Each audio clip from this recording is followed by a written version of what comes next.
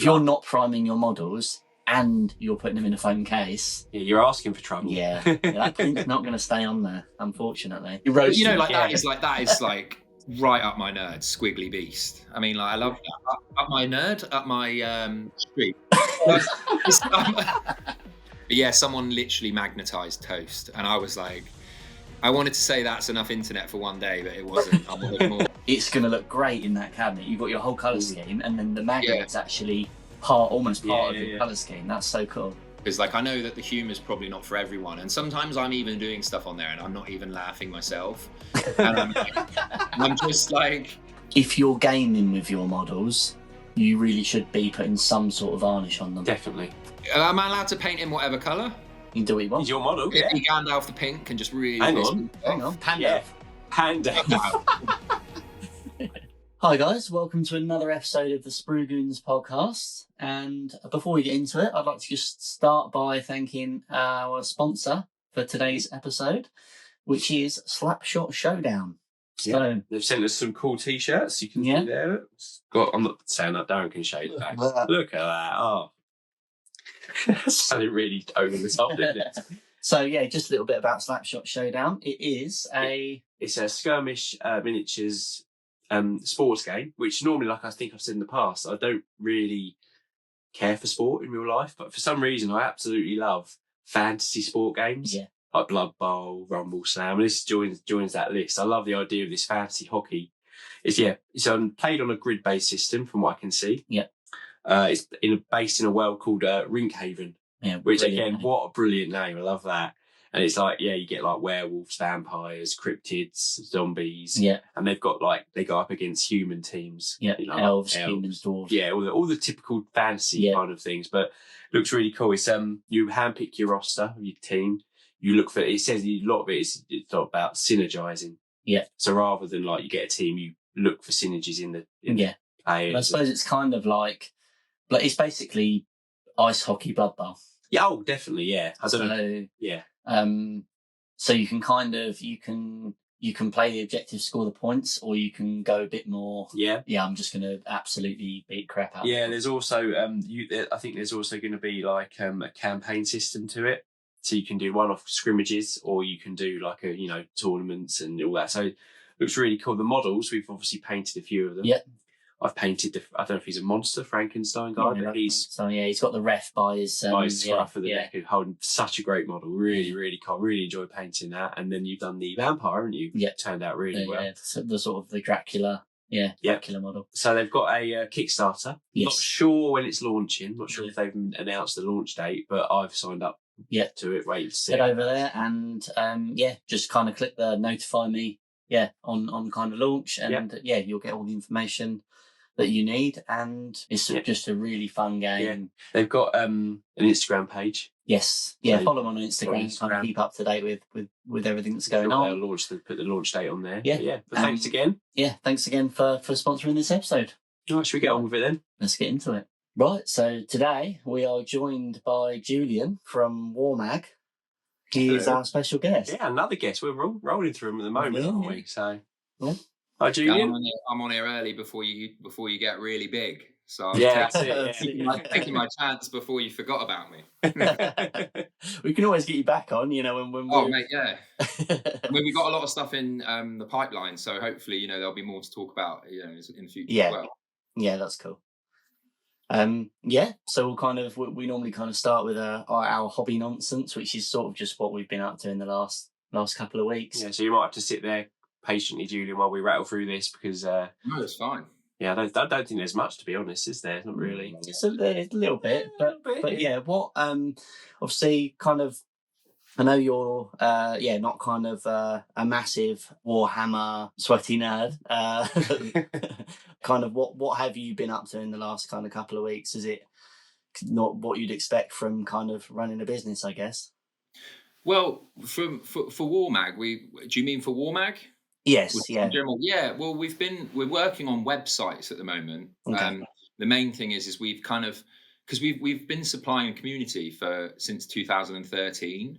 And the company is actually, because it's a family business, my old man actually set it up 50 years ago this year. It's actually just over 50 years. So we've actually been around for ages dealing with magnets for like a long time. Just the flexible variety. But we're when I came up with Warmag, we were still, well, it's still part of the magnet shop, you see. So we decided actually the best thing to do was to break away from the magnet shop and create a new website. And so that's what we're focusing on at the moment. Because at the moment, there's a lot of limitations with the current website, like the pricing and stuff. Right. So yeah, that's mainly what we've been up to. To be honest, it's a real hard work doing a website, because even though someone's put it together for us, like they haven't actually put all of the products in and everything. So we're having to do all of that, work out the pricing and work out how the pictures go. Like it turns out, right, that there's actually going to be something crazy, like over 1,000 different combinations you can have your Warmag storage.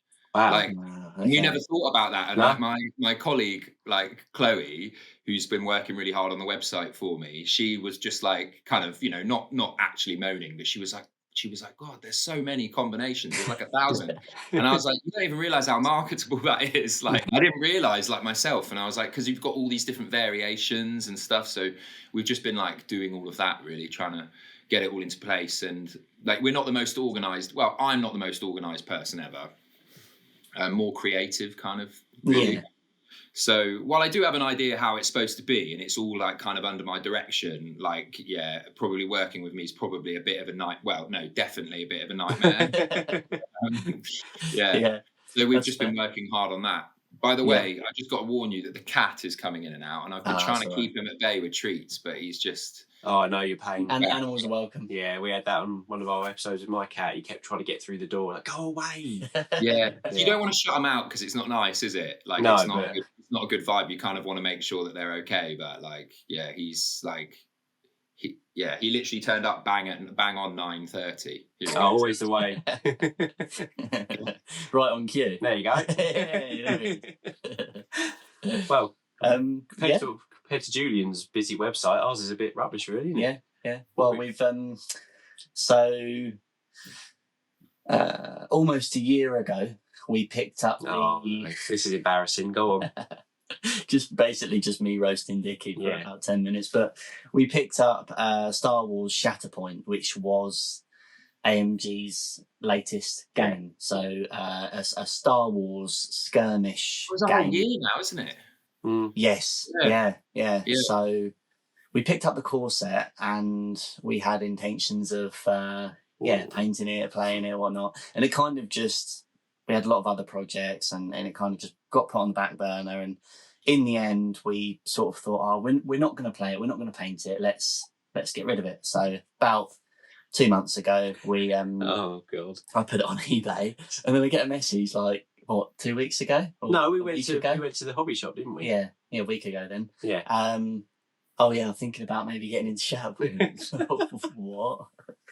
Well, so I'm heading today to pick up another core set, and we're going to try again. So that's kind of. Well, in my defence, when we got the core set last time, the rules there was lots of typos in the rule book, which I'm sure they've sorted now. You can download it for free online. Part of Ahsoka's head was missing. Yep. I feel like there was something else. Jango Fett. That was your fault. That broke. That was my fault. But it was just a few kind of things that built up, and in the end, I was like, I'm not interested. I lost interest. But now there's so many more squads out, and you've got a lot more variety in what you can build and what you can play. Yeah, I saw it on the shelf, and I was like, wouldn't mind playing that. And I kind of went over to you, Dad. Please don't punch me, but but I want to get these exact models that we've just sold. Yeah, I want to buy them again. Yeah, but you took it quite well. To be fair, you're like, that's a good idea. I don't need it. I don't need persuading to buy models. Go to a hobby shop together. That's a bad idea. Yeah. Is it fair to say it's probably turned out to be more popular than Legion has? Because it seems like everyone went mad when Shatterpoint came out, and it just. It sold loads, and then unless that because Legion was already out, and then everyone was really excited, and it was, I don't know, but no, I think I would say it's probably more popular. It's definitely AMG's baby, I think, when it comes to Star Wars, because they inherited Legion from Fantasy Flight Games, didn't they? So they kind of were forced to take it on with X-Wing and Armada, but I think they've done well to support Legion still, because I thought they were going to, just drop it. I threw my toys out the pram of it, because we were heavily invested in Legion, and I thought that they were just going to bin Legion off, but they've kept supporting it. But I would say it's probably there's room for there's room for it, isn't there? I mean, definitely. It's definitely still buy magnets for Legion from us. So that's it. Well, yeah. Well, speaking of up there, look at that. Is all magnetised Legion army in the one of your cases up there. Yeah. Oh, nice. I can't actually see because you're cropped. No, I'm just waiting off camera. It's up there. Trust me, it's up there. I'll get it out in the next section. Yeah. But it's and the box. Yeah. But no, my whole Legion army's magnetised. Yeah, that's cool. But yeah, so yeah, we've been doing that. AOS 4th edition. This is a bit of a you story. This is a bit of a. They're doing the release or the, what do you call it? It's like like an event. An event. They're doing an event, open day event tomorrow, the 18th of May, where they're showing off their new Spearhead game system and the new 4th edition of AOS, and so I kind of had the idea that I wanted to go, but at the point that I found out about it, the tickets were sold out. So, because I messaged Chloe, actually, Lady Kane, and said, "Oh, what do you know about it?" And so, yes, tickets are all sold out. And then a couple of days ago, I saw that Chloe posted on her story saying that she had 2 spare tickets. So I was like, Chloe. So yeah, kind of long story short, we're both going to Warhammer World tomorrow, and we plan to have a demo game with Chloe and one of her friends of Spearhead. So that's pretty exciting. I love Chloe. I met her in person at the same event I met you. Yes. Which is funny because you were like the only 2 people really from. I mean, there were a few people from the community there, but no one else I knew. It was you 2, and she came in. We got her in on the basis that she was helping, which she actually did. She actually helped us make a video, but she didn't help the event. But yeah, she's lovely. We got on really well. Really cool, yeah. But yeah, I wasn't going to go, was I? Because it was just you at first, and then I kind of got my wife, and I told, Darren's going to pop up to Warhammer World on Saturday. She was like, "You can go if you like." Darren. You were like, "What?" Yeah, get the other ticket. I was like, "Oh my god!" Yeah. It was a bit of a mad rush. Beat yourself. Yeah, quick before she changes her mind. Yeah. Suddenly out the door. Yeah, definitely. Before it's even started, like. Yeah, exactly. So yeah, we've so that's kind of that. I know we've kind of already spoken about it a bit, but the Slapshot Showdown, which is they've sent us a few of their ice hockey battle game. Blood Bowl on Ice.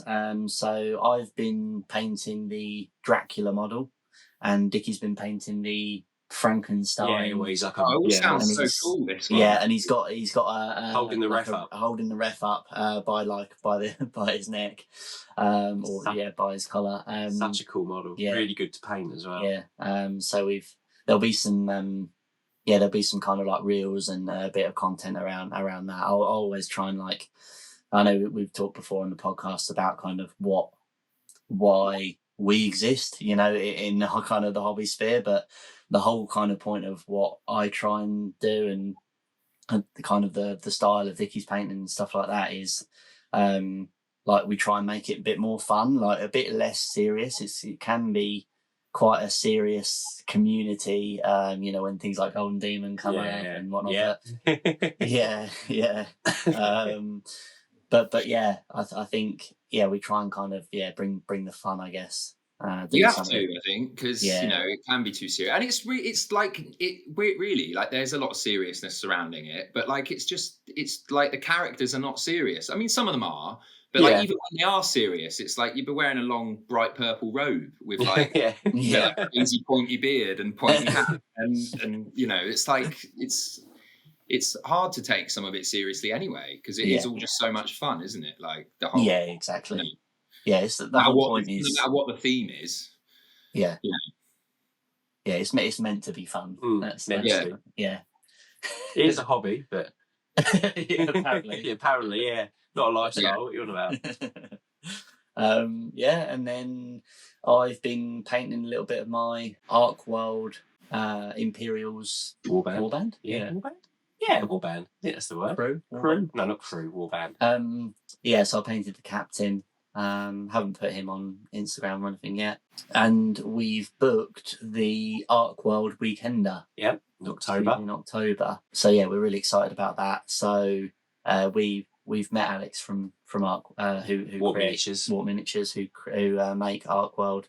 Really, really nice guy. Yeah, so we're going up to the Arc World Weekender, staying over for a couple of nights. So I can't wait. No. It'll be so cool. But yeah, they do like campaigns and stuff like that. So Arc World, if you're not familiar with it, is like a kind of like a fun. Yeah, it's light-hearted. It's not, the rules aren't too serious. Yeah. The miniatures kind of look like Aardman meets Discworld. Yeah, Aardman meets Discworld. Such cool models. I love them. Oh man, I love Aardman. I went to like a thing in Melbourne, like a show in Australia of all places, and it was like the history of Aardman and all these like commercials that like you can't even see them on YouTube. There's one for like Skips crisps. Yeah. And like it's like I think there have been similar ones, but it's like because they melt on your tongue, and it was like, oh man, like the stuff is so cool. Like love Aardman. Really they're so great. Cool. He's got such a distinctive style with his models. So I kind of showed you, didn't I? So look at these, they're so cool. And I can't remember there was that fire in 2011, wasn't there? Sadly, there was like a fire and a lot of like in one of the like not in a factory, like in one of the studios or something. And I think a lot of original stuff got lost. Maybe a lot of like the Wallace and Gromit stuff. I know, sad, really sad. But yeah, Chicken Run is that's definitely up there. Have you seen Chicken Run too? It's so clever. It's one of those films that stands the test of time, you know? Because I think it's like 2000, 2001 or something like that, isn't it? Or maybe even late 90s, I don't know. But it's like, you go back to watch that now and it just holds up incredibly well. Yeah. And like there's certain things like Casper the Friendly Ghost, which is random thing to say. And I used to think that was great. And I won't go back and watch it. And although it is great, you're like some of the CGI, you're like, what?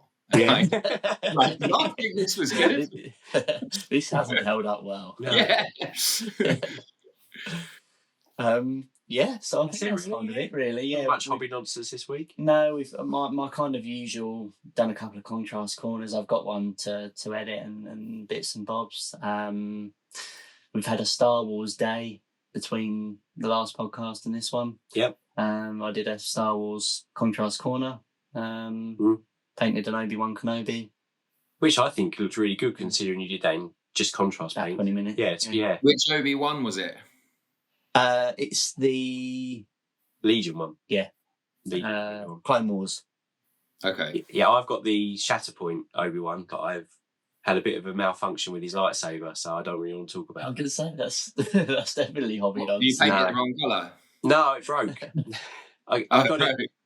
I got it on the sprue. It was kind of bent, and I thought, I can fix that. So I got the hairdryer out, and heat it up to bend it back into shape. It went like I can't think of a good description. Banana. It went like a banana. The heat was too hot, so it's bent the lights out. I was like, oh no.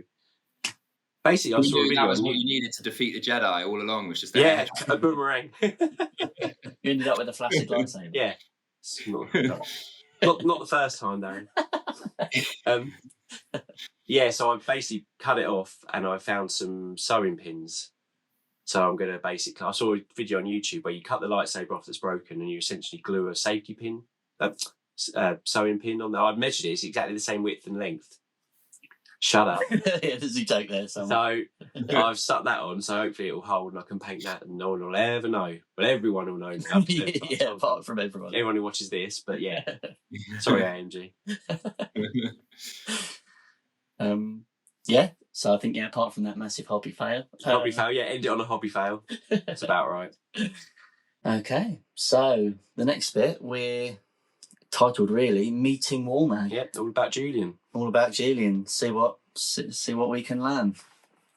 So kind of over to you really, Julian, to tell us kind of what is Warmag and where did it start? Well, so before Warmag kind of started, we had. Well, I'll talk about the history of the company, I guess, because it was my old man that set it up 50 years ago. Not Warmag, but it's older than GW, the company. Yeah. And he basically, I mean, without rabbiting on, he he came from very humble beginnings, and he basically managed to invent this.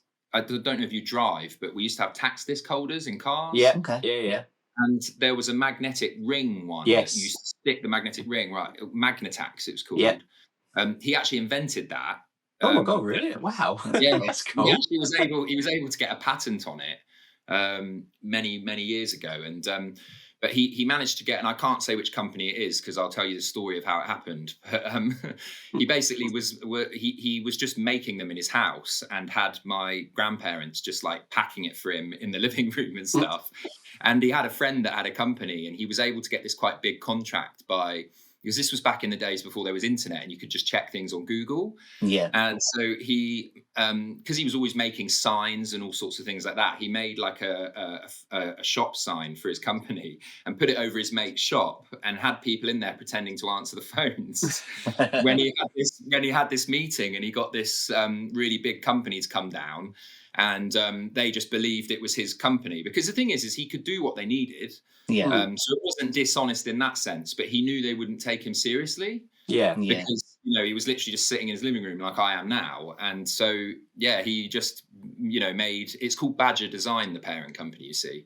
Okay. And he put that sign up and had people answering the phones. And then they were like, yeah, okay, shook his hand. And he was able to get that. And that's kind of how it started, really. So it's like quite cool, I think, really. Yeah, that is cool. He was just able to trick them. He didn't trick them. He always was able to deliver. So yeah, well, that's what matters. That's it. thing. It's not like he was actually lying about what he could do. Yeah. He just was, they won't take me seriously, so I've got to do this. And I've always quite admired him for that, really, because it was quite ballsy move, and worked out in the end. And so, yeah, I basically started the magnet shop, which was originally the fridge magnet shop. At the beginning, and that kind of properly got going in 2013, and I'd finished university, so I was probably a bit too young to take it in the right direction. I was only 22 at the time, and I set up an eBay shop for him because I was just working for him in the factory for minimum wage as a summer job, and he came up to me and said, do you want to set up an eBay shop? We've got these little round magnet discs I've thought about selling. So actually it was his idea to sell these little self-adhesive magnet discs, which people have been using for Warhammer models by sticking them on the rim like we do for a really long time. Yeah. And so we just did that. And then I remember we didn't get a sale for like a couple of weeks. And then one weekend we got a sale, and we were like, one sale. And then like next weekend we got like 3 sales. And then we were like, wow. And then it kind of kept growing from then. And then, yeah, we've been selling to the community since 2013, and how it all started with like Warhammer, with that, because I want to make it a little bit more on topic. Yeah. Was that I found a pallet of ferrous, as you know, like rubber steel sheets, and they don't stick together like magnet sheets do. Like a pile of magnet sheets, they don't move around. Right. And I was really young and dumb. I didn't know what it was. And I found this pallet of it. And we're quite like a messy place. Like we're not very tidy and organized. And I just found this old pallet of material that had honestly been there already been there probably for about a decade. And the sheets were like moving around. And I noticed they weren't stuck together. And my first thought was that they like expired and that they like, somehow weren't magnetic anymore. And he was like, no, that's ferrous. And I was like, well, what's that? And he was like, it's like a rubber steel. And I was like, oh, okay. So I looked into what we could do with it. And I saw that someone was actually selling it online. And I realized they were doing it for hobbies, for like movement trays and things like that. But it was just, I think one of the earliest companies, and I should shout them out, the first people doing this was a company called Magnetic Displays. And I think actually they might, I don't really know, but I think that they actually sold a sheet for the really useful box with square edges before we did, but we had been doing it for people before because we can cut things to size for people. So before they were selling that as a sheet, we have been doing it for customers for years before that, when they phoned up and said that they wanted it to fit their really useful box. So we would cut it to size for them. But I was so young at the time, I never I was really building the functionality of the business and the logistics side of it. So I didn't really put too much effort into that side of things. And then before I left in 2017, I was the Warhammer thing was really on my radar. And I found some emails that I'd sent to GW and like 2016, 2017 of me kind of like, almost, it looks like I'm begging them to be like, you should sell magnets for us. And, you know, we got a couple of those emails. Yeah, they ignored me. Needless to say, look at me now, GW. Well, to be honest, they would laugh at what we're turning over. I'm sure it's chump change to them. It's not much. So, you know, they wouldn't be interested because obviously they sell their own. You know, they sell their own cases. But yeah, they did get back to me, but you know, they were just like, you know, they weren't interested. So yeah, that was kind of 2017, and then I left and spread my wings for a bit. I left the company and I went to travel around Australia and Asia and all that kind of stuff. And then I came back, moved to Brighton, and I just worked in cash converters for a bit because I didn't go back to the family business. And then I came back in 2021. And that was really when I started being like, right, there's something we can do here. Like, I think seeing those emails makes me a little bit frustrated because if I'd stayed at the company, I know that's where I was going. So Warmag probably would have happened about 4 years before it did. Yeah. Because I was definitely happening, you know, but I was 27 at the time and I was like, I just wanted to go. And I think it was important I did in a way, because otherwise I probably wouldn't have, you know, then maybe Warmag wouldn't have happened as well as it did now because I got a bit more mature and things and stuff. So I think how that started. Yeah, I think it's, I don't know, like when I hear that, you're kind of like, you know, not necessarily directly related to kind of your journey, but you were into something and then you had a massive break and then you got back into it, but in a bigger way.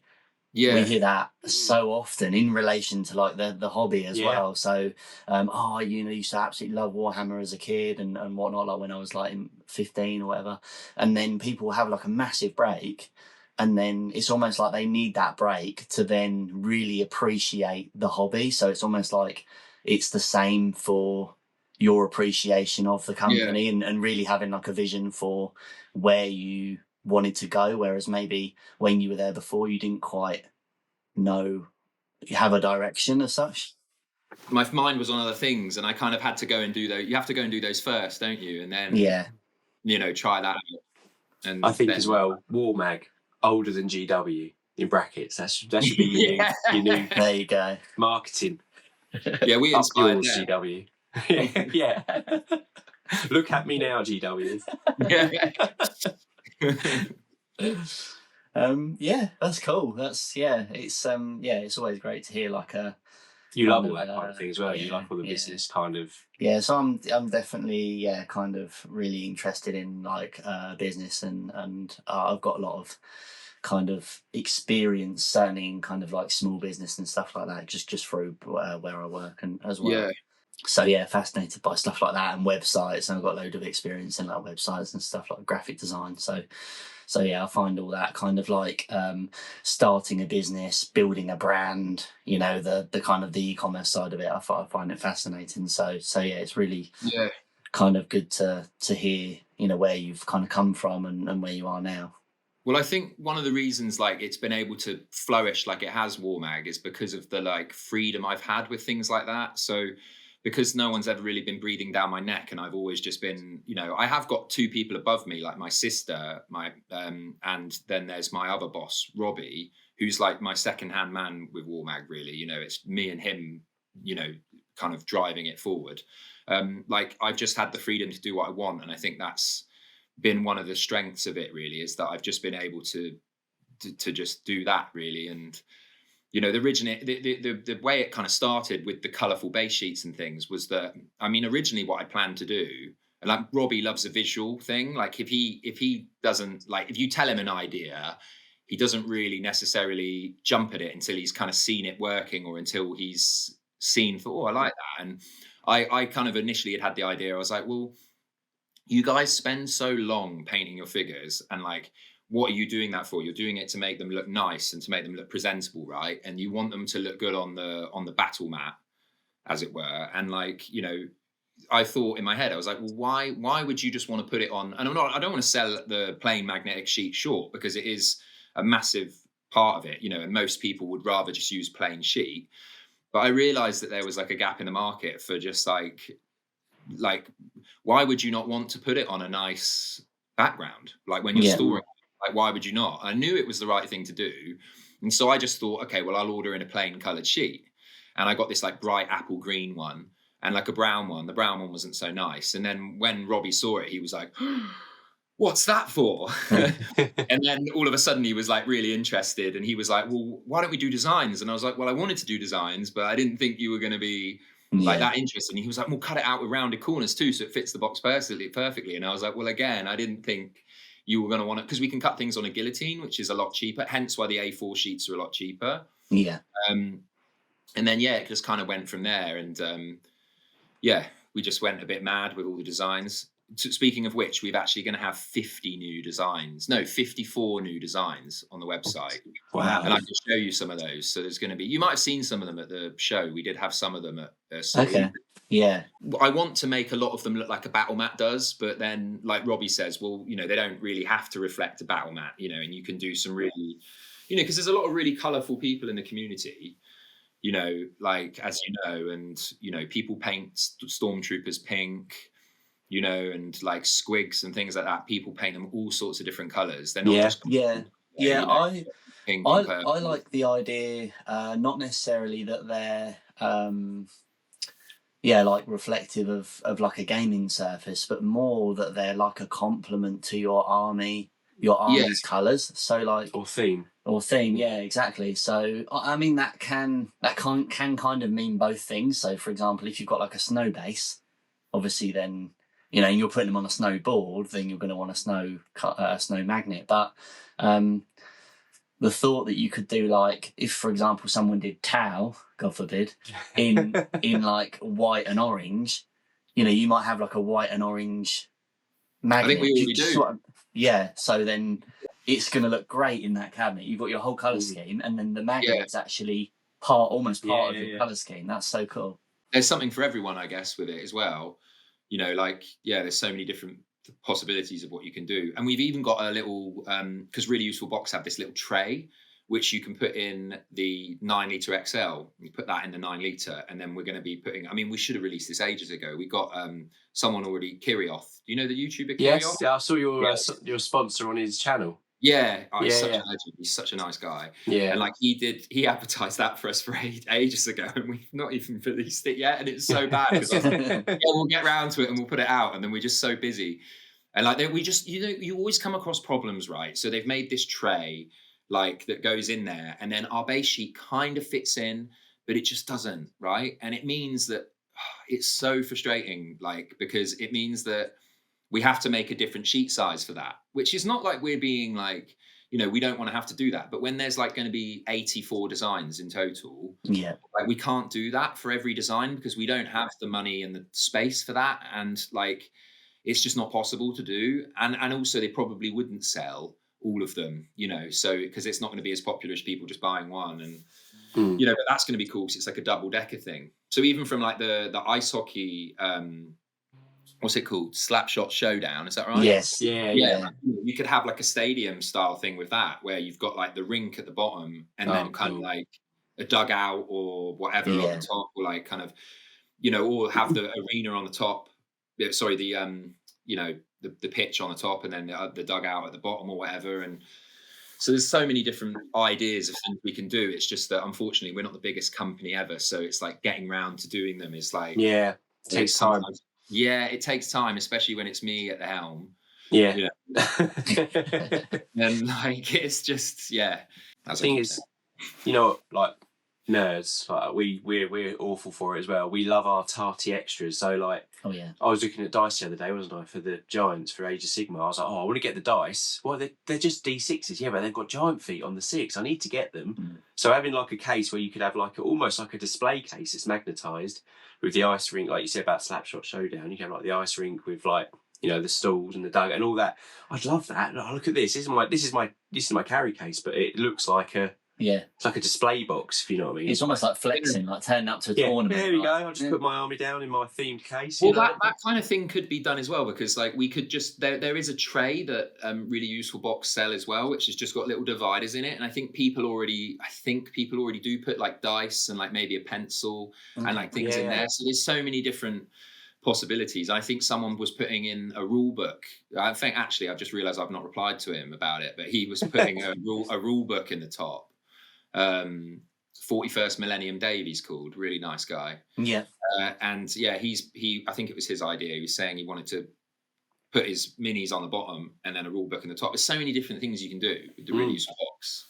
One of the reasons Warmag's so accessible as well is because sometimes people refer to it as Warmag cases, and I get a bit like, because it's not our box, it's a really useful box. Ever think about like making your own boxes or trying to get something like that? We might. I think like I've come up with an idea, and I'll say what it is now. I've never told anyone this, but this is an exclusive. I wanted to do like a Middle Earth style map of cool. Dartmoor, which is from where we are. And like make it so it was like Dartmoor had like nothing surrounding it, and just have like it's in the middle of the sea, and have like like have that in a little wooden box, and maybe just do like a limited edition of those or something, and have the sheet already stuck in. But I think the thing is with making our own boxes, it will probably cost a lot. Well, it would cost a lot, and then I don't know how that works with buying the sheets, because then you might as well sell it with the sheet already stuck in it. I don't know if it's the good thing about the system is people can kind of buy the sheet and put it in their own one. I don't really know, to be honest with you. I mean, and I like working with really useful box. I think they're really cool. Roz, and Katie, who I work with in the office, shout out to them. They're both very nice. And yeah, for that, where we are going to make a bag, hopefully one day. That's, I think, where we want to go. That slots the really useful boxes into it. Oh, cool. You want to go that direction, but again, I don't know how to. I mean, I think we'd need to make a prototype of it almost, but I think we're going to do that. Giving you all the exclusives here, boys. Yeah, I was insane. Wow. But yeah, like there's so many different things in the past. I mean, I'll tell you another thing as well, which I was going to put on Instagram eventually. Anyway, I've not told anyone this. I think I told Kirioth actually when I was speaking to him. Was I know that a lot of people are moving away from foam cases, aren't they? Yes. Yeah. Like a lot of people aren't, but like, I don't want to crap on foam because it's always going to have its place in the market, especially no crap on it. It's awful. I can't stand foam cases, Well, especially with GW models. Do you know where I think where it has its strengths though? And I shouldn't even really be saying this because I've obviously because of our business, but I'm not worried about it because it's not going to stop people wanting Warmag, but is like the division nature where you're dividing the minis up, right? In the event that you do drop it in the magnetic case, is like they won't hit each other. And so I have come up with an idea for I want to do the first hybrid. I'm saying, I shouldn't be saying this, but talk about it because it gives you. We'll cut it out. Yeah, we No, don't say that. leave it in because I'm not worried really because it's out there now. And what I wanted to do was the first kind of hybrid case, which was foam and magnetic. So all you do is it was still magnetic on the bottom, and maybe beneath that you could have some shockproof foam or something, and then just use foam on the top of the lid. And then just have dividers in between each one anyway that your minis don't even touch. So they're not rubbing the paint off as long as you're not drop it. If you do drop it, let's say it's Age of Sigma minis and you drop it, they've got all the, what as they call spiky bits and pointy bits. If you do actually drop it and you've got a foam divider and it's in a magnetic case, you kind of got the best of both worlds there. Because that is the one thing I will say there's a strength is at least the minis aren't going to hit each other and they're not going to touch swords. So we don't want that, do we? No. But yeah, it's if you dropped it and you had that there, then I do think that's quite a solid idea. But again, we're not in the market for making foam and things, so it's something that I could probably arrange. I've made a prototype which breaks all the time because it's obviously no good. It's how do you stick the adhesive to the foam? Yes, that's what I was going to ask. If you could have a pluck one, you've got the pluck one. Yeah. You could use that. But then aside from that, obviously magnetic storage is superior because, the idea is you don't want to drop the case anyway, even if it isn't foam. You don't go drop it. Stop dropping your cases, guys. Yeah, exactly. So that's where we come in and it's just don't drop it.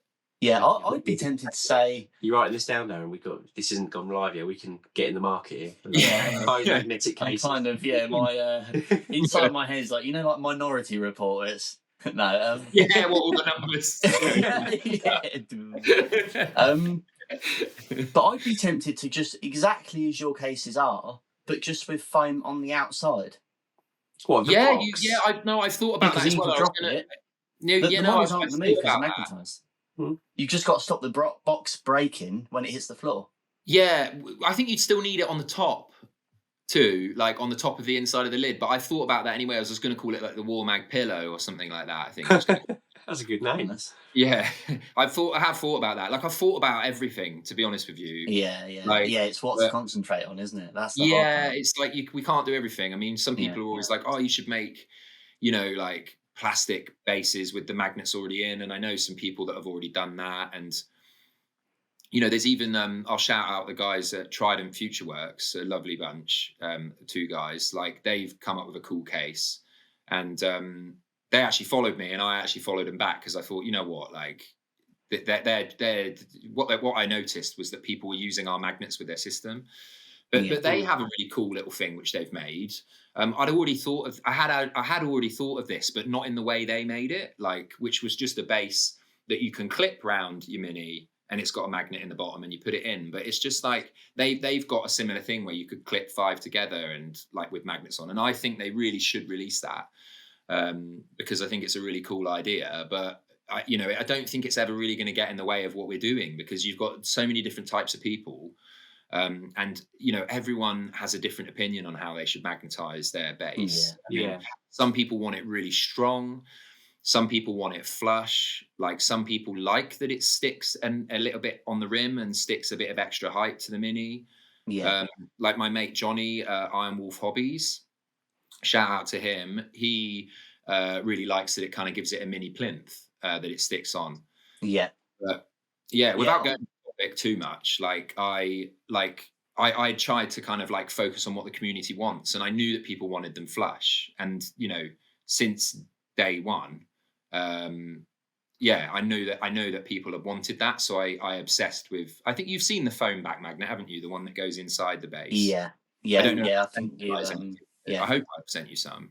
Yes, I think I picked some up at Salute. So we've got we've got 2 40k combat patrols, which they'll be brilliant for. So thanks for that. Yeah. And they're like extra strong as well, because it's like, I think some people have said they're too strong, but for me, that's not really a problem because you can cut them. That's the beauty of them. And compared to a neodymium, they're also safe around children, our magnets as well. Not that you want your children to eat them. Don't eat the magnets, but like if you do swallow a neodymium magnet, which I've not done, you do actually sounds like poor quality test. Sounds like you do actually require surgeries required. So you would actually have to, you would actually have to go and get that surgically removed. So, like, there is, don't eat those, please. Like we and you can hole punch them, and you've got like, especially with 32 mil and 40 mil bases, you've got those pegs in them for some of the minis. When you're buying them in pre-existing sets, you can just hole punch or cut a little shape out, and so they're very versatile. And that's what we've always done. I've always just like listened to the community really, and tried to give you what you want really. Well, from Salute, when we I had my little boy with me, so I couldn't really do much mingling because he was like, Dad, he kept running off. But I know Darren saw you at Salute, and your stall looked. It was heaving. Busy. I think you had to turn Darren away at one point, didn't you? Can you come back later? It's so embarrassing because there was loads of people that like I really wanted to speak to, and like I think with Salute, right, is it's not as big as the expo, the Games Expo, right? But obviously Games Expo has got all sorts of different stuff. I know Salute does too, but at the Games Expo you've got like Jenga. And like Pokemon is everywhere. And there's all so many different things, and like even the press people at UK Games Expo, they just weren't interested in us at all. And like which I will pull them up on this year for sure. But you want me now? They weren't interested, and like it's like we got little bits of breaks. So I told my 2 mates, Eve and Phil, shout out to them, who knew nothing about Warmag before they did it. I said to them, I was like, don't worry, there'll be loads of time to chill out. You'll get the odd break and that. And there just wasn't. And it was like quite embarrassing.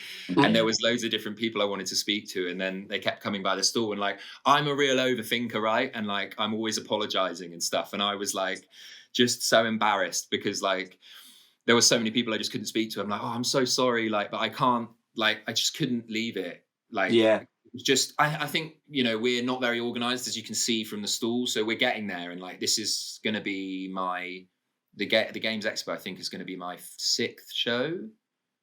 Yeah, my 6th one. So like, I think we're getting there now. Like with the last one, we had drawers for all the sheets to go into, whereas before they were just in boxes on the floor. And the problem is each box weighs like a lot. It's like 15 kilos, which isn't that much. You can pick 15 kilos up, can't you? But when you're doing it repeatedly to just try and get one thing out, it's it's an absolute nightmare. So yeah. It's a good problem to have, though, being that busy. And, It is, yeah. But then the good problem not to have is being like not being organised. Yes. So I got to try and sort that out first. Yeah. So, just kind of a bit about you. Obviously, we know that's a really good, solid history. I feel like I've learned a lot about. Yeah, and there have been loads of exclusives. Yeah, where it's been, where it's going, that kind of thing. But have you ever been into the hobby? Have you ever painted or played? No, I've not, and I get this kind of like, it's probably a bit of a strong term, but I do get like imposter syndrome a bit sometimes, because I'm like, I don't understand what people are talking to me about. We've got a lot better. But the thing is I am a massive nerd anyway, right? I am like, I am very geeky, like, and I'd say I'm very creative as well. And I've been able to embrace it all. I understand it all and I love it. Like, I do love Warhammer, but only from what I'm seeing on the outside, and, like, I love colors as well. And like, obviously, purple being like, one of the Warmag brand colors. I know this is just black and white, but our third color is purple. And I've been able to embrace it really, because I am quite nerdy myself, and I'm into like my independent films. Like, it's like I am like a massive nerd, but like, I'm not into Warhammer. Maybe one day I will, but I think problem is I'm quite ADHD.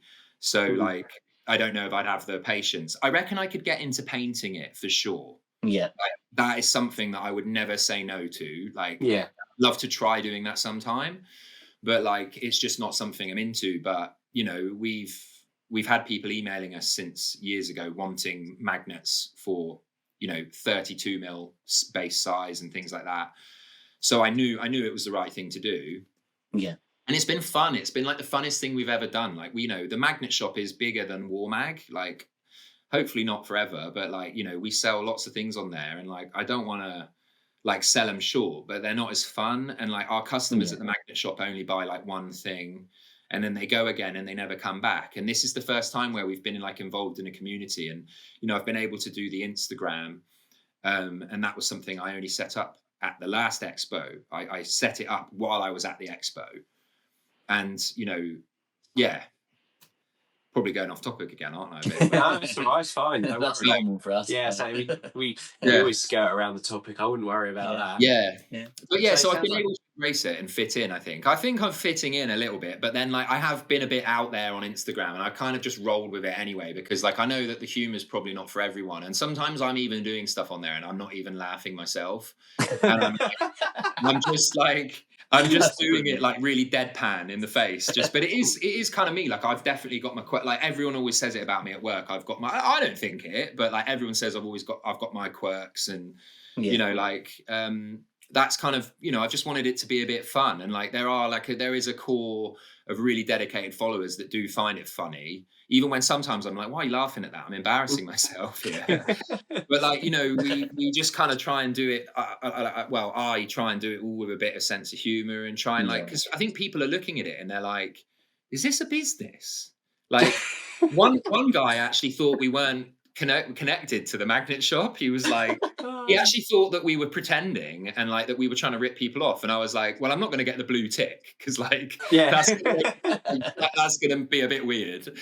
But like, I was like, no, we really are. And he was like, whatever. And then I think he blocked me. Like, it was so funny. What? I was like, and he just didn't believe it. And he was actually like following the magnet shop, and I couldn't prove it to him. So it doesn't sound like your sort of customer anyway. No, exactly. Yeah, and we have had like, a few negative people, but you're always going to get them. It's probably a sign of success, isn't it? And like, I just kind of went for it. I mean, with the sense of humor is a bit out there, and I think sometimes people don't even find it funny, like I'm saying, but they're a little bit like, they can kind of appreciate it. And I think like, you know, I don't want to like big up Warmag too much, but people do obviously quite like it. And I think because the product backs it up, people are like, oh, whatever, I'm going to like, you know, like I'm pretty sure we had one follower more than we did this morning. And I saw that one had gone, and that could be for any number of reasons. But it could also be because they're just like, this guy, I'm just going to unfollow him. And like, you know, but I'm just rolling with it now. I'm going to try and tone it down a bit more as time goes on, because I think as the market,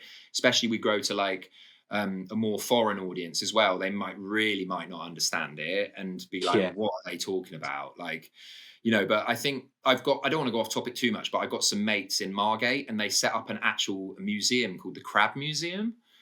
And we're only it's really 20 minutes up the road from Margate. So really, mate, you should honestly go and check out the Crab Museum, right? I don't want to go off topic too much, but like, they are so funny, and they've got like, they're such a funny bunch of guys. They're my friends.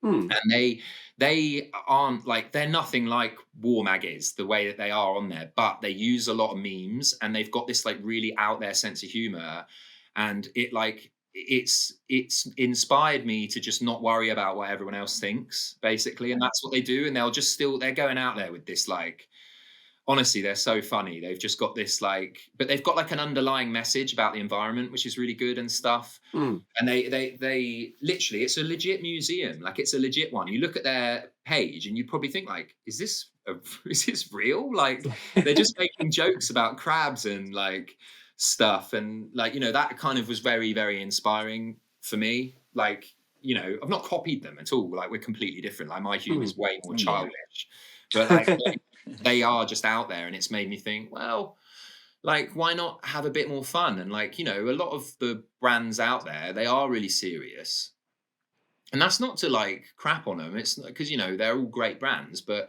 I just wanted to have a bit more fun, and like, you know, let people know that we are, you know, because we are really professional as well. And like, one of the things we're known for is like bending over backwards for people. Like, you know, we literally like really go out of our way, like, to do stuff for people and to make things work. And like, you know, we really do. Our customer service hasn't been great recently as well, because we've had we haven't got enough staff. We're working on that.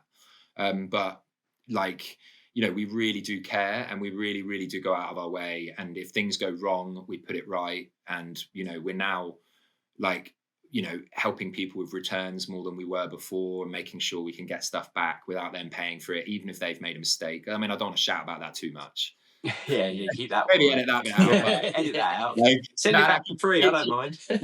Keep it in. Keep it all in. It's fine. But I'm not hiding anything. But like, it's like we're just trying to, you know, do our best for the community, really. And I think we're getting there. You know. You know, like the foam magnet, everyone loves it. Like, you know, and it's made some people that just swear by neodymiums. I think there's still strengths neodymiums have, like the foam ones don't, but which I'm responding to. There's some new stuff coming out. I won't say too much about that, but we have got some new stuff coming out this year. And like, it's just about making people realize they don't have to use neodymiums all the time, you know, and like, you can still put this magnet in flush. And like, I know a guy who's been one of our fans since early on. He's called Peter Hunter, so shout out to him. He's in part of the Bristol Gaming Collective, and he's completely moved over from neodymiums. Like, he didn't like the ones that stick to the rim. And even this guy have you heard of a YouTuber that does a Necrons channel? He's called IDIC, like Beer 40k. No, I don't think so. So he I have to shout him out, is actually one of the things that helped spur me on to do Warmag as well. Like, because a lot of people might think it was the Duncan Rhodes video, which has helped popularize it massively. And I really have to thank Duncan as well. And he did actually give Warmag 2 thumbs up in an email when we showed him the design sheets. I still don't think he's moved over from the neodymium magnets yet. So that's fine. And he actually did in his video link to our sheets, even though the wrong ones. I need to try and like to talk to him about changing that. I'm just really keen to. But this guy, Nick Beer, he did a video on us, and he's like one of the OG Warhammer YouTubers. Like, he's been going since like 2009, And like, he's never really changed his style of video or anything. I even said to him, like, why don't you put like a green screen in and everything? But he doesn't want to. He just wants to keep it real, which probably does mean he's not going to grow his audience as much, because, you know, people want kind of like TV like format, don't they? Yeah. Like, I think, you know, he's moved over from those magnets now. He absolutely loved it because we've made them flush on the inside. So the more you look, without sounding like an absolute like kiss ass, like, to the community, and like I'm sucking up to him, like, you just got to listen to him, I think. And I think the more that you do that, the more that you can be involved with them, you know? Yeah. And I'm not saying that GW don't listen to the community, because I'm sure they do when enough people complain. But, you know, they do annoy people a lot, and they do ruffle feathers. Like, you know, their response to the foam thing was, but because they don't want to go down the magnetic route, because it's too accessible. So it means they won't sell enough stuff, you know? And so their response was the Skirmish Stormvolt case, which was the thing with the rubbery bristles. Oh God, yeah, that was. Yeah. When I saw it though, I thought, you know what? I have to admit, it's kind of like clever. It's a cool idea. But when I saw it, like, I was to this massive sigh of relief, because I was like, like, that kind of sucks. Like, it's you know, it's tiny, it's really expensive, it's like 30 quid. I actually was in Montreal, and I went into the Warhammer shop there, and the guy like secretly showed it to me the day before it was meant to be released. So I actually got to see it and look at it, and I was looking at it, I was like, it's so tiny. Like, I reckon it probably still could break things, like, you know, but they want to keep. I mean, I don't know how like involved you are with them. I don't want to, like, because, you know, everyone's always going to love them. They got like a Marmite thing going on, you know. It's a love-hate thing. But like, they want to make as much money as possible, and like that's like their main aim, right? Yeah, like that is what they want to do. And like, so they're like, well, how can we keep people buying things from us? We can't do magnets, because what does that rely on? It relies on people going and buying boxes from somewhere else. And that's the beauty of Warmag as well. Like, you can, like, I've seen someone put in a sheet in like a shoebox, you know, and you can do stuff like that. It's not a bad idea. No. Yeah, you can. That's the thing. You could just use a cardboard box, or you could use a biscuit tin that is already magnetic, and you could just make it a bit prettier. You know, you can do so many different things with it. You know, you can buy just the magnets from us, or you can buy the base sheets from us. And like, you know, it doesn't really matter, you know. And I think that's what they're seeing as a bit of a, like, you know, they don't want that. Can't put the GW brand name on it, and this is, you know, get it from us. They can't corner the market, can they? 'Cause that's what they're all about, like you said. So they'd have to come up with another word for magnet, so they can. God, don't. They probably would. Wagnets. Yeah. There we go. I should have called mine Wagnets.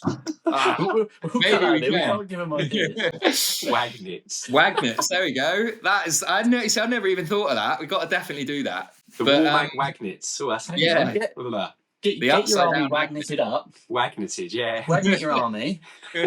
Come back to me when it's done. Yeah.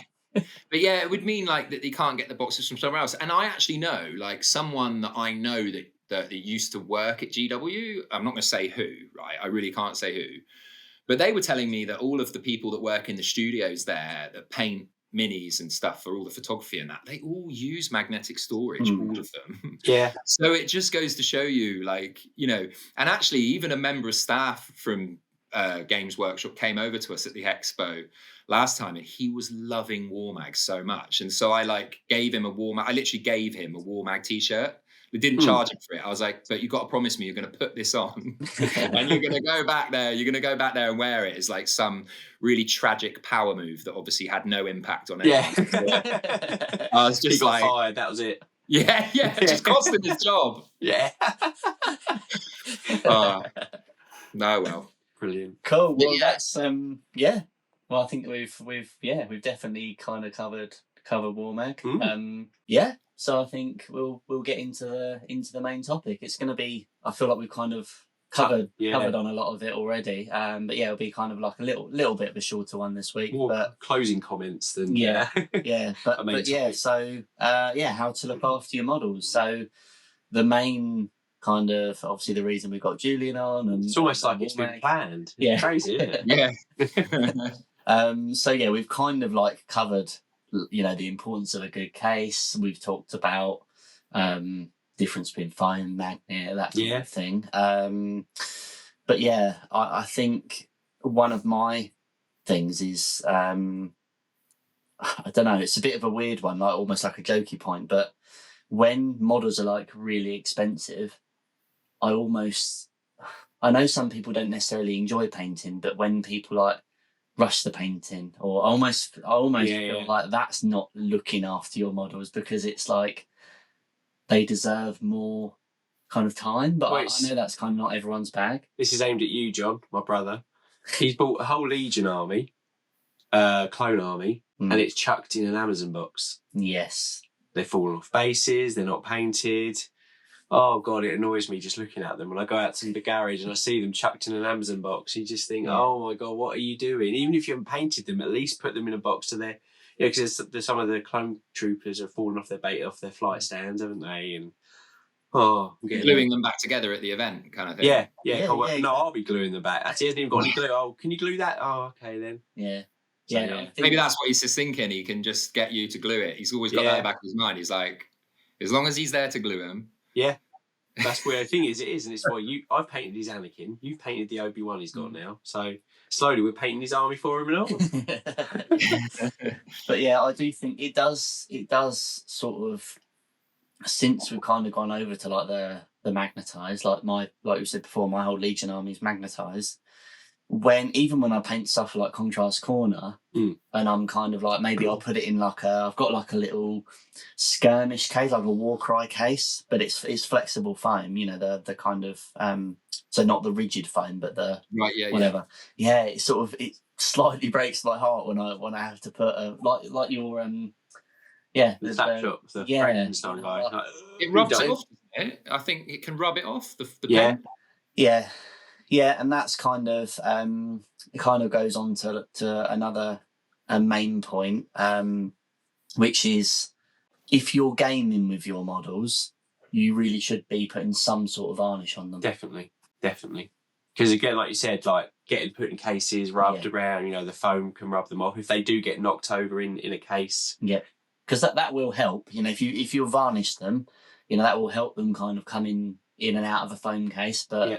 Again, it's not gonna. No, it's not gonna help completely. And another thing as well, kind of slightly related to that, is it kind of seems like an obvious point, but you should prime your models properly. Not everyone primes their models. I've got a friend who doesn't. He just goes straight on. Yeah, and that's not going to help the paint. If you're not priming your models and you're putting them in a foam case, you're asking for trouble. That paint's not going to stay on there, unfortunately. And going back to what Julian was saying earlier as well, just like the whole display case or putting them in, there is something quite arousing about when you come around to play Legion and you put your army down in the Warmag case, and it's all magnetised, it's all lined up perfectly. It's like, and then John brings in his Amazon box and tips it on the table. You're like, oh God. Yeah, Does he actually tip it out? Does he? Yeah, tip it out. There you go. There you go, my army. But what I like about the magnet cases as well is the fact that, again, I've got them like, I know you can do this in a foam case, but I've got them all like arranged in like the different units. Get it down. We'll talk amongst ourselves. Get it down. Yeah. So I've got. Let's talk amongst yourselves. Just wait. Oh! In all the noises, crash, bang. That was behind the scenes. Oh, look! Look at this. I'll for anyone look at the start. For anyone that's not listening on Spotify or Amazon Music. Sorry, terrible. Look at these. Come on. Awful audio. Oh, and you've got one of our base sheets in there as well. Yeah. That's the cool thing as well. It's like, I'm doing Star Wars Legion. Obviously, I'm going to have a space sheet on the bottom. We got loads more ones coming up. Yeah, that's cool. So again, they're all arranged in there. So if I'm going to be like, right, I'm going to run a Mandalorian list, I haven't got a kind of, which layer is that in, and kind of getting them all out. I'm like, right, there's my Mandalorians.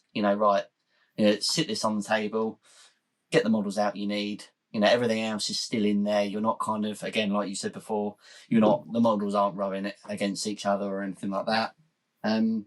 So yeah, I love it. I just need more of them. With your cheesy double speeder list.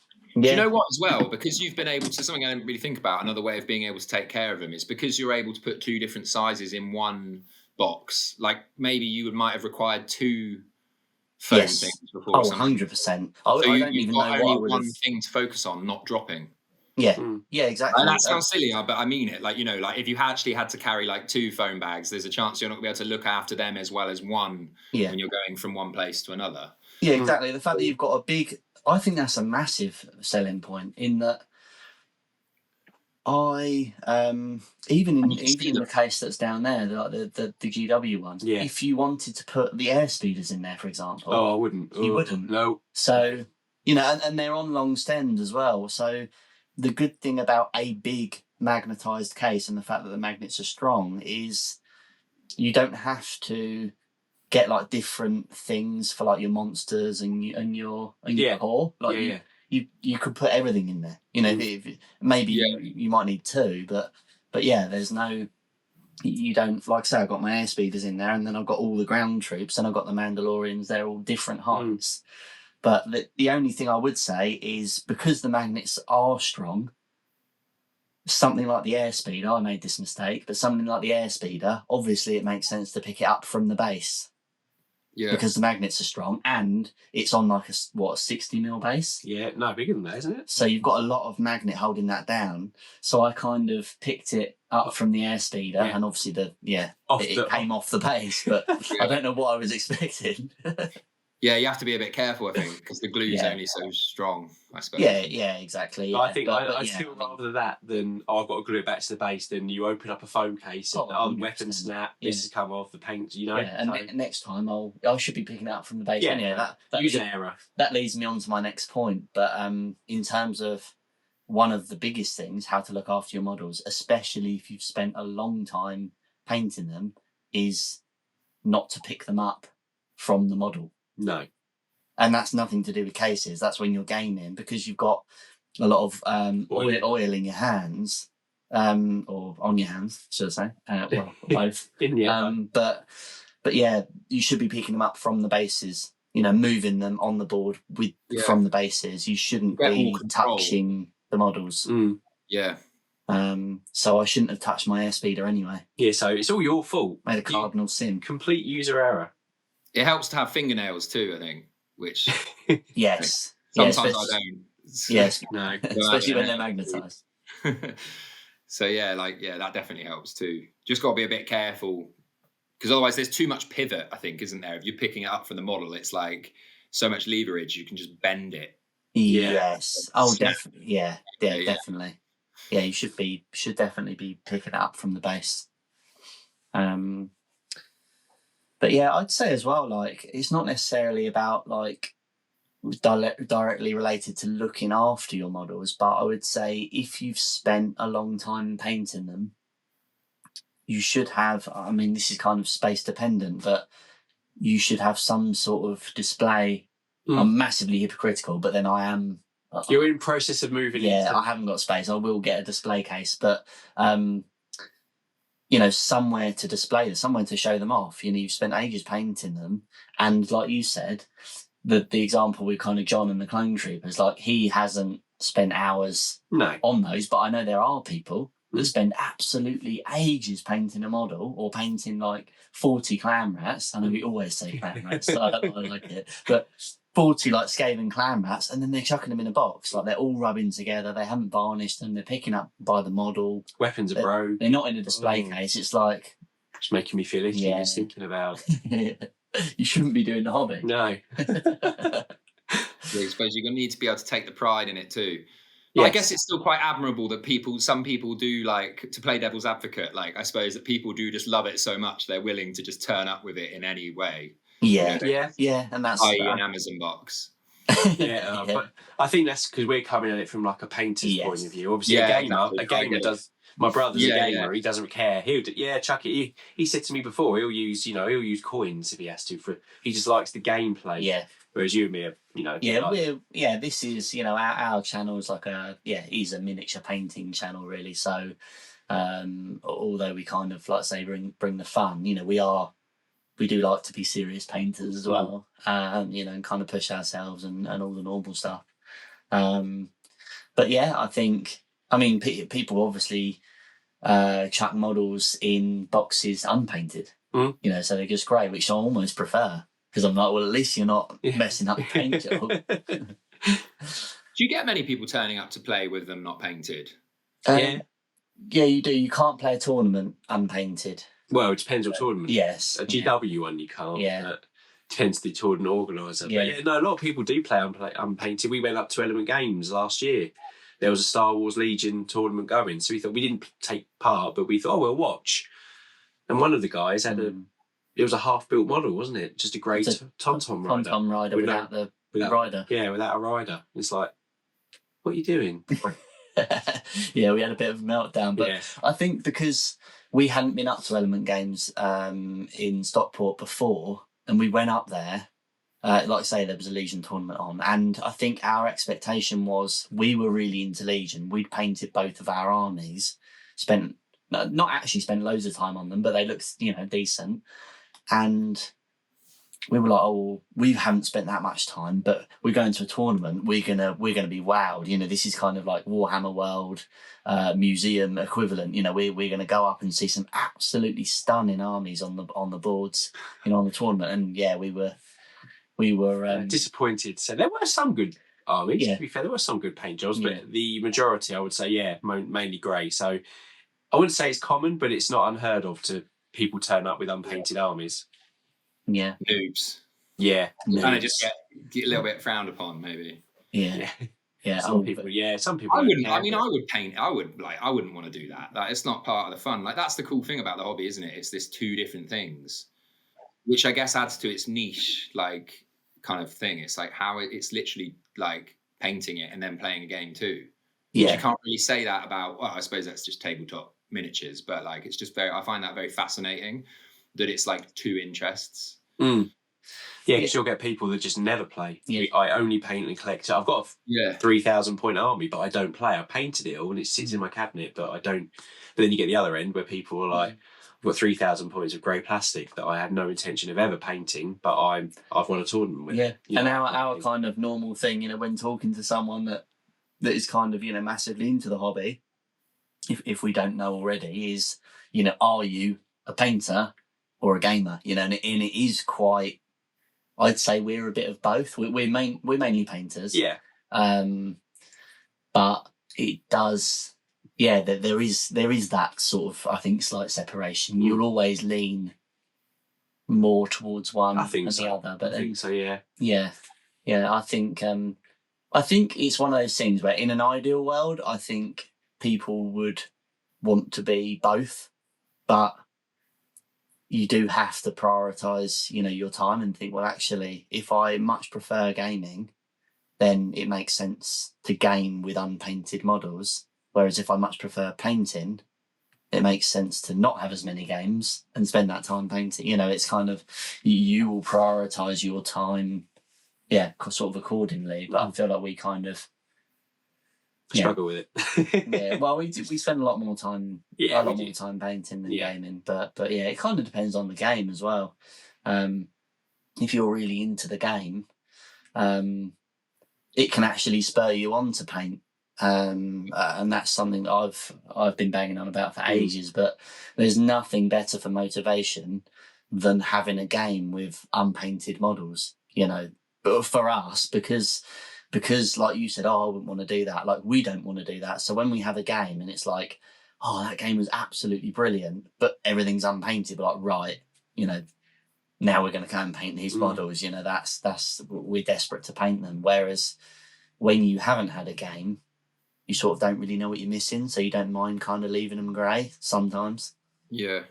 So we've gone completely off topic again. Oh, yeah. Don't worry, you're not the only one doing it. Well, I was actually about to say, I saw someone, I've already shouted him out, 41st Millennium Dave. I saw him on his lunch break in a story, like literally in his car, putting minis together. And he was obviously making a bit of a joke of it, but he was legit doing it. Because it's like, he's obviously got to fit it in somehow. So he's like literally doing it on his like lunch break in his car, which is like, that's what I love about the community. There's such intense dedication to it. Like, that is dedication. So dedicated. Almost fanatical in some cases, I think. Oh, yeah, 100%. Yeah. But I love it. It makes it part of what makes it also fun for me is that like everyone just loves it. Yes. And they're all there and everyone's got a voice and like, you know, it's like, especially at shows, and that's what I love. You're in that hall with thousands of other people that love exactly what you love. So it kind of it's infectious, definitely. Do you know what I was saying? Like, I get a bit of imposter syndrome, and I was like, kind of thinking, like, I don't know what people are talking to me about it when they'll suddenly just mention like Adeptus Titanicus to me, and I do know what that is now, but at the time I remember not being like sure about what it was. But you know but you know what I noticed at shows is that like you'll get two Warhammer nerds there together talking to each other. And they're doing it to each other, and one of them doesn't know what the other one's talking about because there's so many different things you can be into. And then they'll just be talking to each other like blah, blah, blah, about like, and you can just see the other one like looking like really positively, but like I've got no idea what you're talking about. And like they're both into the hobby, but because it's so vast and there's so many different things, you know, like I often mention about there's a thing called a Grim Hailer, and like that's like one of my favorite names of a movie. And a lot of people don't even know what that is when I mention it to them. And they're like way more into Warhammer than I am. And it's like, isn't it the thing they talk through? Like, it's like isn't it? It's like a flying Grim Reaper on like a horse. Is it? Yeah. See? There you go. Yeah. I'm pretty sure you'll have to check that one, but Rakenor the Grim Hailer, I think, is like Rakenor the Nighthaunt. Yeah. Sorry. Yeah, I think it's like a flying. No, I thought it was a 40k thing. No, Rakenor. Yeah, I know that model. Yeah. But like people, you know, there's such a huge list of it. Like people are often just dumbfounded with each other, which is the beauty of how like, you know, just how deep it goes. Like it's just so vast. And like GW's stupid naming policies as well, that doesn't help. Yeah. But they're getting so big that there's like, it's like with a big company like, I don't know, like BT, when you're trying to deal with them and you cancel your contract and then you're still getting letters through the door. Like it's like the left hand doesn't know what the right hand's doing. Yes. And like, that's probably what's going on with them now. They've got so big that like people are like, yeah, but these rules don't make sense. And it's like, yeah, but these two people making the rules never spoke to each other, like, you know, making these ones over here and those ones over there, and like, you know, and it's like they're probably I feel like I'm sticking up from here, like, but that is the problem. You got to be careful that you don't get so big that you lose sight of what's going on. We have definitely gone off topic, haven't we? But you know, it doesn't matter. We do it every time. Every week we go off topic. Don't worry. It's still on topic, but off topic. Yeah, exactly. Yeah. And I feel like the topic's been covered a lot from the previous discussion, so it's kind of like I said, closing comments rather than go and get yourself a magnetic case. Well, we've got something for everyone. Touch your models. We've got something for everyone. You know, a lot of people don't like, without plugging Warmag too much, right? A lot of people complain about the price point, and there is some kind of like ill feeling surrounding it. People are like, you've just monetized Duncan Rose's system, but like my side of the argument is that we were doing it before that anyway. So like, you know, and like, you know, we've just put something in a package that people could, you know, that they like, and that you can just buy cheap sheets and stick them in, you know, to keep your models safe and protected. But I think people, myself included, I like the fact you can go somewhere. I want a magnetic case, means I've got to source a magnetic sheet myself, get the magnets off eBay or something. If I can go somewhere and it's kind of all there, even if it means I've got to pay a little bit more than if I did it all myself, being lazy, I'd rather give the money to you guys and know that there you go, done. I've put my army in there. All I've got to do is stick the magnets to the bases. I'm ready to go. As well, you're exactly right, and like, but quite often what happens is like, people, the haters will come up and I've met one face to face, and it's happened a lot, but like they'll be complaining about Warmag, but they're already our customer from the magnet shop. And so like this guy one time came up to us and he had like his whole entourage there and they were all really into it. And he was just like trying to tell him it was too expensive and all this stuff. And he was like, well, what I do, and he was getting his phone out. He's like, I buy the sheets on Amazon the cheap way and do it. And I was kind of trying to tell him, I was like, hang on a minute, I think there's probably a chance you're buying them from us. There are sheets. And then he kind of got it out. He was really proud. And he was like, well, I get them from here. And he just showed me like the magnet shop listing on Amazon. And I was like, yeah, that's me, mate, that you bought that from. And then he just got really red in the face. Like, not that he should have, but it was just so funny because I was like, you know, you can, you know, to come back to keeping your models safe, you can keep them safe for cheap. You don't have to spend that much. You know, you can even magnetize an Amazon box. Yeah. and you could just. They are a bit flimsy. They are a bit flimsy. Yeah. Other online retailers are available. Yeah. Jeff Bezos is licking his. You see, hang on a minute. You give him an idea. Yeah, you're in trouble now, Julian. Gonna buy you out. Okay, so our next section is Sprue or false. False. Are you going to do that every week? Yeah. Okay. They're used to it now. Yeah, fine. They expect it now. Yeah. Can I just say before you start it, I think that's a really great rhyme, Sprue or false. I'm sure people have said it before, but it's just good. I like it. Yeah, nice. Yeah. I do try and. Yeah, he tries. He's very trying. Very much try. Very try. Right, so for anyone that's not familiar with the section, we will ask 3 questions, and Julian will answer whether he thinks they're Sprue or false. I feel like I'm on a game show. So pressure. Question 1. Right. Games Workshop designed their models to be easily transported. Sprue or false? False. Oh. Thank God you said the right one. I was right. Yeah, that's right. Yeah, I think there's £500. Yeah, there's no right answer, but I think it's interesting to get your opinion on this because you're not directly, do you know what I mean? Like, you're not building models and kind of painting them and gaming with them. So it's quite good to have someone who's kind of hobby adjacent. Yeah, rather than purely from you will obviously have tested kind of models in your cases and things like that. Yeah, I've broken a lot. I think maybe you've come across you've come across models and you think, God, why is this? Why was this designed in this way? This wasn't designed to be transported. So 100%, I agree with Julian. False. Their models are beautiful, but I had a Nighthaunt army, and that is, like you said earlier, spiky bits, little thin swords, robes. They're on little tiny Lady Hollanders on a tiny little. It's the bit that connects it to the base. Yeah, this is tiny little, and you think, if I keep looping it back to magnetic cases, but if I had put it in a magnetic case, it's fine. But if I put that in one of GW, if I'm solely in the hobby and all I know is GW, and I pick up one of GW's foam cases and I put a Nighthaunt army in there, it's not getting to the other place in one piece. It's going to be in about 5 pieces. Bits are going to be snapped. Weapons are going to be broken. So false, yeah. Sorry, I was getting a bit of a round there. Right, next question. Well, no. What's your opinion? Yeah, Okay, I need to play No, I completely disagree. I think they designed them to be really easy transported. I just don't know how they. I mean, I'm playing devil's advocate again, but I don't know how. I guess you don't want to limit the design, do you? You want to make it as beautiful as possible with them. So I guess you can't really make that the first. Yeah, I like that. I like that. I like that angle because. Yeah, I completely agree. You wouldn't. Why would you design your models to be easily transported? Yeah, but it's relevant to Warmag, isn't it? Yeah, but then you can't start putting knee pads and elbow pads on all the minis. I just think, I agree that they want to make it as nice as they can because they're a business and they want to sell them. But it is primarily a miniatures game which people transport their models to. They could make them sturdier. They could make them sturdier, which would probably be, more money. They probably don't want to do that. So then they could maybe make him out of a slightly less, because the plastic is very brittle, isn't it? Whatever it is. Yeah, like spears and things. I had a Lumineth. I bought a Lumineth army.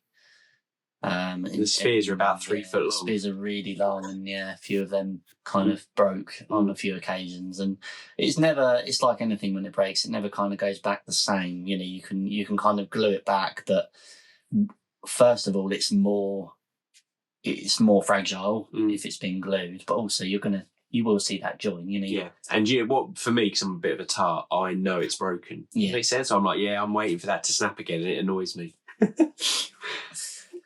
This one I'm interested in, Julian's. Yes, we've actually covered this before, but we're very interested in your opinion. But so I don't think we should even answer this one because we've given our answers. But I think it'd be interesting if Julian thinks. So, Games Workshop make the best models. Sprue or false?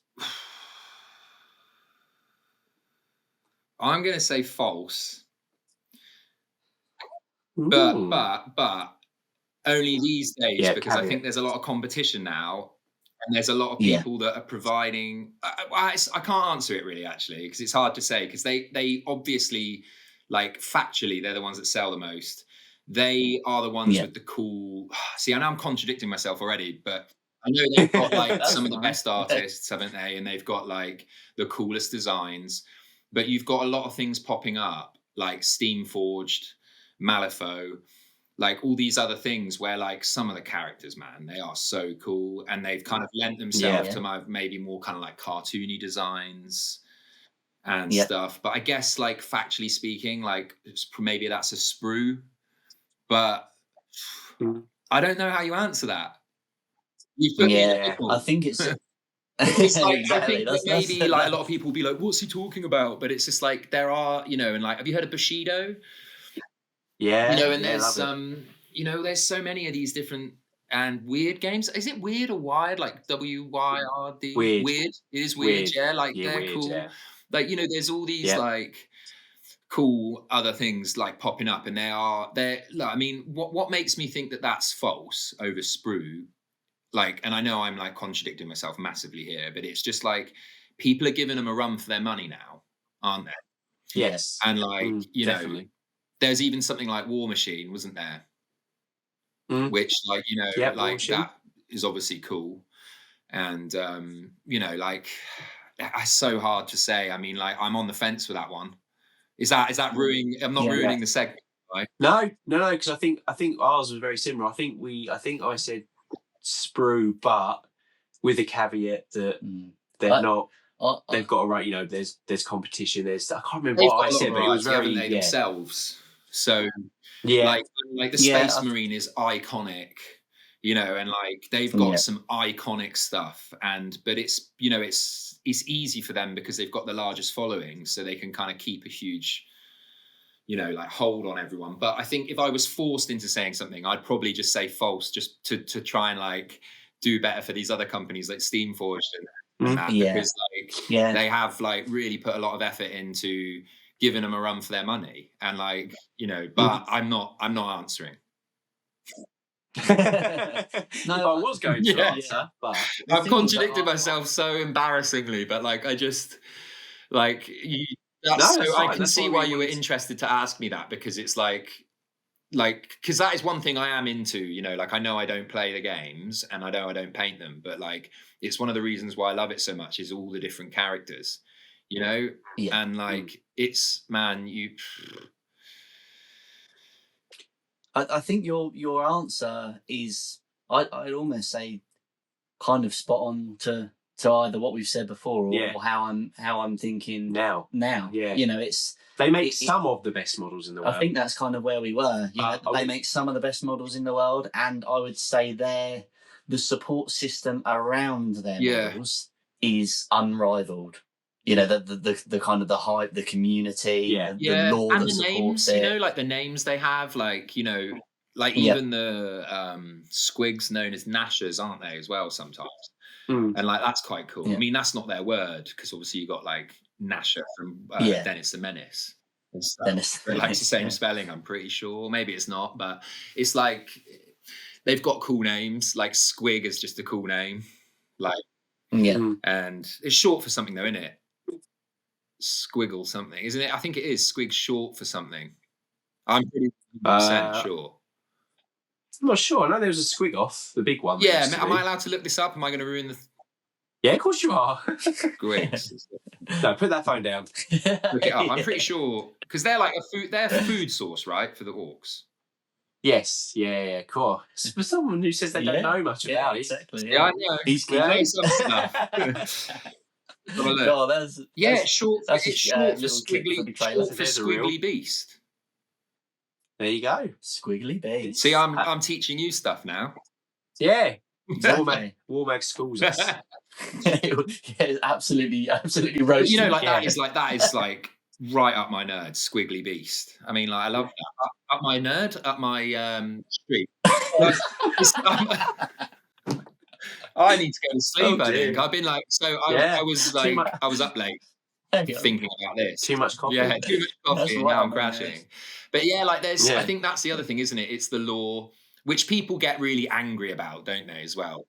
Oh God, yeah. Oh yeah. Have you heard about the female custodians and all that? That I just think people are just silly, aren't they? Like, you know, like who cares really that much? Like, you know, even for whatever reason they're doing it for, like who cares? Like, at the end of the day, it's just a little plastic soldier. Exactly. You know, that's what it is. Well, it was like people. Yeah, it was like people Don't put that complaining about there being female Doctor Who, but it's just like they're like, oh, it doesn't make sense, and it's like I do kind of get it, but then like most of the people complaining about it are just like sexist anyway, aren't they? They're all just like coming out and just like, you know, like I kind of understand it, but with like Doctor Who, without going too off topic, it's like, but the guy was like flying around in a police box, you know, telephone box.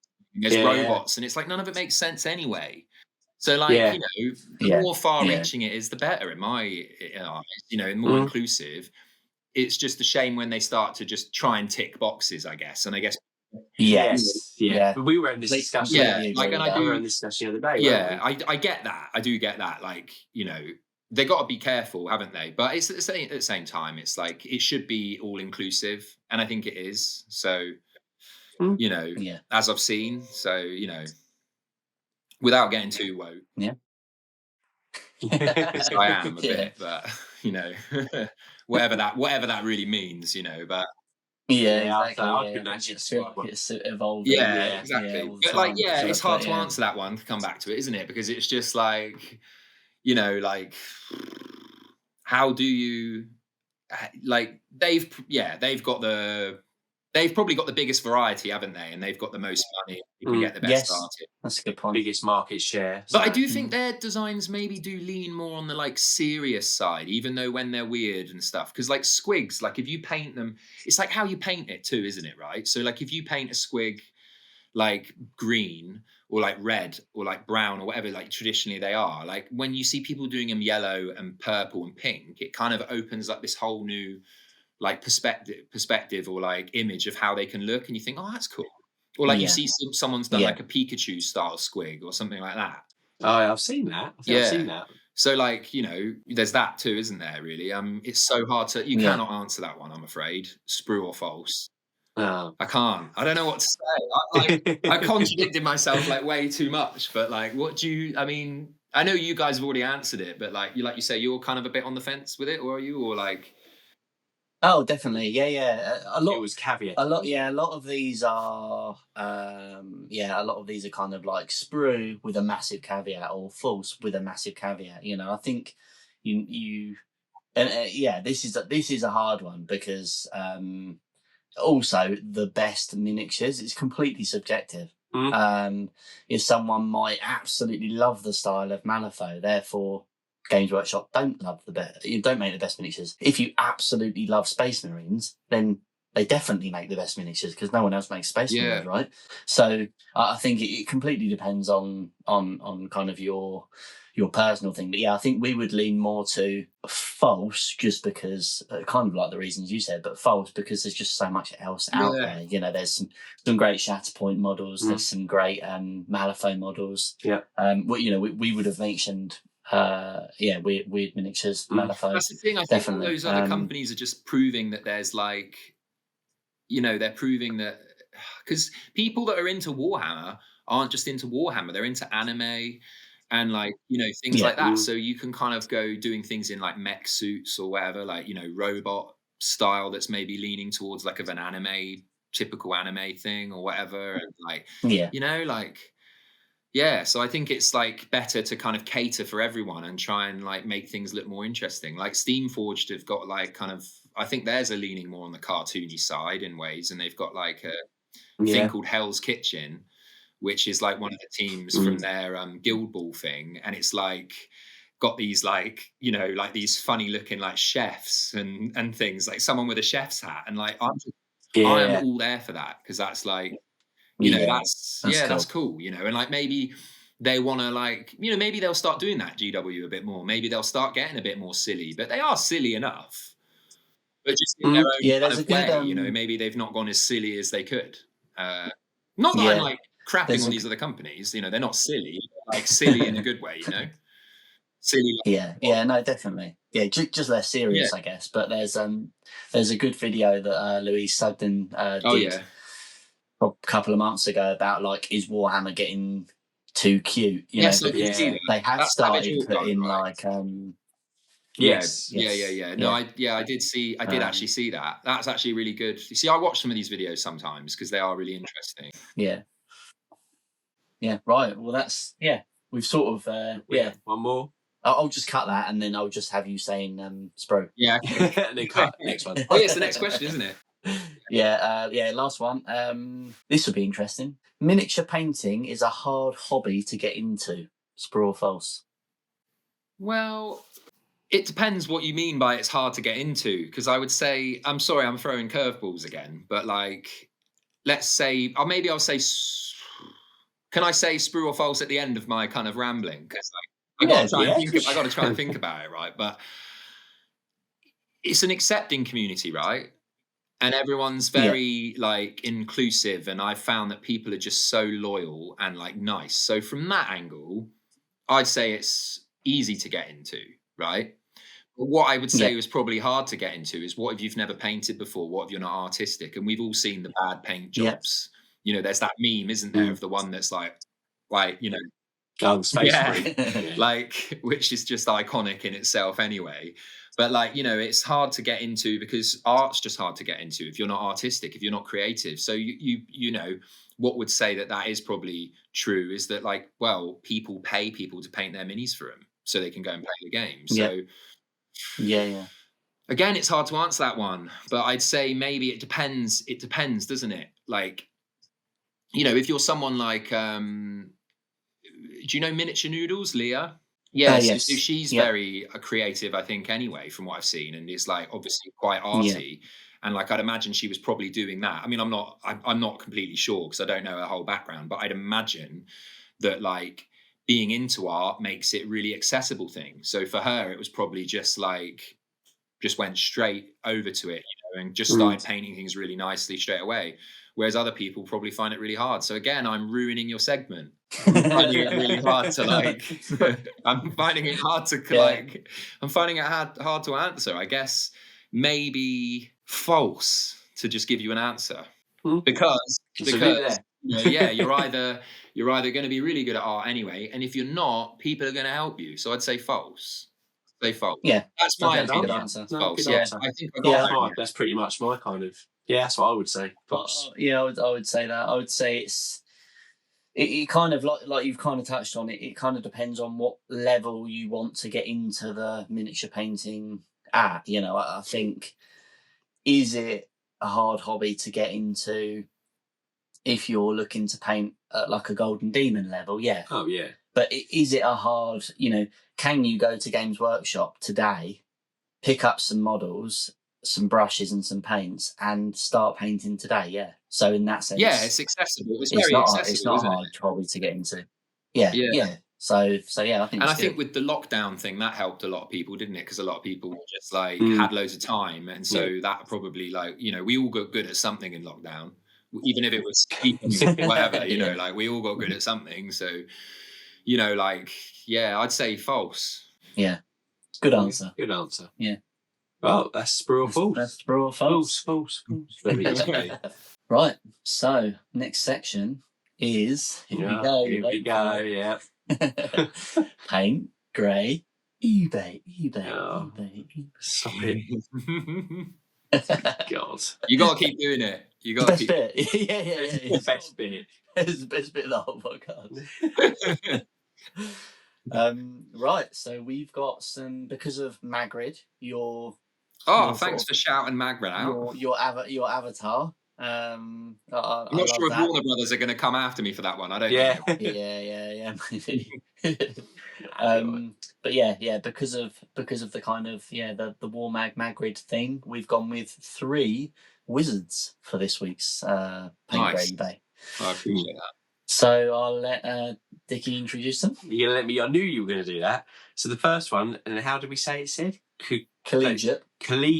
Games Workshop's naming policies. Collegiate. Is that the Bright or something? Or? Yeah, the Arcane, the Battle Wizard, the Fire Wizard. Yeah, like bright orange dude. Yes, yeah, the old guy. Yeah. He's an old GW Empire model. Well, depending on now, Gandalf the White from Lord of the Rings. So you've got a little story about this one with Julian, haven't you? I think this should go on the podcast. So I sent Julian the 3 paint grey eBays. And you were like, yeah, is the middle one Gandalf? And then you were like questioning yourself and a bit like, yeah, no, it looks. And I just thought like that is just brilliant in terms of like I completely agree. But like I kind of in my head I just imagine like Games Workshop spending like thousands of hours designing this Gandalf miniature, and it's painted like absolutely brilliantly. Yeah. And then you're like, is that Gandalf? I just thought, that's fucking Gandalf from Wish or whatever they say, or Poundland Gandalf. Yeah. Why have you took me a Wish Gandalf? Yeah. Can we get Gandalf? We've got Gandalf at home. Gandalf at home. And the last one is Handmaiden of the Lady, which is a Bretonian model from the new old world. From the old world thing, right? Yeah. It's technically not a wizard, she's a witch, I suppose, but she's a magic user. I just want to be controversial. Yeah, well, female. That's not a wizard, she's a female. Wizards are any... Is that right, isn't it? Wizards and witches are different things, I think, aren't they? Yeah, are they? Yeah, I'm pretty sure you can be a female wizard, but really? I'm sure we'll get in the comments. Yeah, didn't know that. So you've obviously got to choose one out of those 3 that you paint, or if you did paint, you'd want to paint. One that you would keep, you like the model, but you don't really want to paint it. And then one model that you don't really like at all, and you'd stick it on eBay. Okay. Over to you. Wait, so hang on. So I've got one I'll keep. One you'll paint and keep. One I'll paint and keep. One you'll keep it, but you won't paint it. Yeah. So you like it, but not enough to paint it. And one that you don't really like that much, and you stick it on eBay. Okay. So I reckon I'd stick the bright, what's it called? The orange. Oh, yeah, the Collegiate Arcane Battle Wizard one. Yeah, I don't know why. I mean, I kind of appreciate it, but I kind of also just want it to get out. So I don't know why. And I feel like I think I'd keep the Bretonian one. Yep, the because quite majestic, and I quite like how it is painted. But it wouldn't be painted, would it, when I see it? So it's a bit. No, it'd be grey. Your one would be grey if you were keeping it. Yeah, okay. And then I think I'd paint the Gandalf one just because I'm finding it kind of funny. Yeah. And I might paint him. Am I allowed to paint him whatever colour? You can do what you want. He's your model. Yeah. Gandalf the pink and just really. Hang on. Pandalf. Yeah. Pandalf. Why is he Pandalf? He's not Wandalf the White. No, but funny. All right, fair enough. Pink Galf doesn't really work, does it? No. What's going on? No, I think I'd probably want to do it to really ruffle some feathers, just paint him like completely the wrong colour. Yeah, like black. Yeah. Well, there is one though. There is like a black cloak Gandalf though, right? Or was it grey? Gandalf's grey. Yeah. It starts off, like grey. Yeah. You could do him. I'm a bit colourblind. But the clue was in the name, Gandalf the Grey, so I should have obviously got that. Yeah. Speaking of which, by the way, without going on too off topic, we are going to do some, I think, because my colleague Chloe does paint Middle Earth, and there's these slot bases, and people have been cutting them to fit them in. I think we're going to have a go at trying to make the semicircles to go in there, but I'm just putting that out. That's cool. We're going to have a go at it. I think it will be a little bit... No, we can do it. You can do it. We can definitely do it. It's just it takes a while getting the size right, because you can't measure that. So so you can go next, Aaron. So which one would you paint? I like all 3 of these. Well, I think which one I want to paint pink now. Yeah. The thing is, I think I'm gonna agree. Copy me. Copy me. Yeah. I definitely paint Gandalf. That's not even questionable. I would paint him white robe. Sorry, Julian. He'd be Wandalf. Wandalf the White. You could put some Wagnets on Wandalf. Hey! Hey! I knew it would come back. Yeah. Yeah. For people watching that far. Yeah. Probably not. I'm just thinking about that scene Don't say that. in Life of Brian with where they get the R's. You can't say his R's. Oh, yeah. Wandalf the White with Wagnitz. So you're painting Gandalf. Painting Gandalf. Oh, the same. eBaying the wizard. Yeah, I really like that handmade model. Yeah, I do. I think I like the simplicity cool. of it. It's classic. Mm.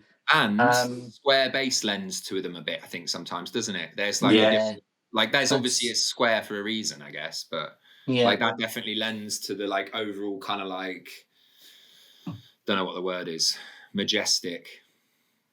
Yeah, I think it's interesting because there's a lot of like curves on the model. So having a square base is like a nice contrast. I've never really thought of that before.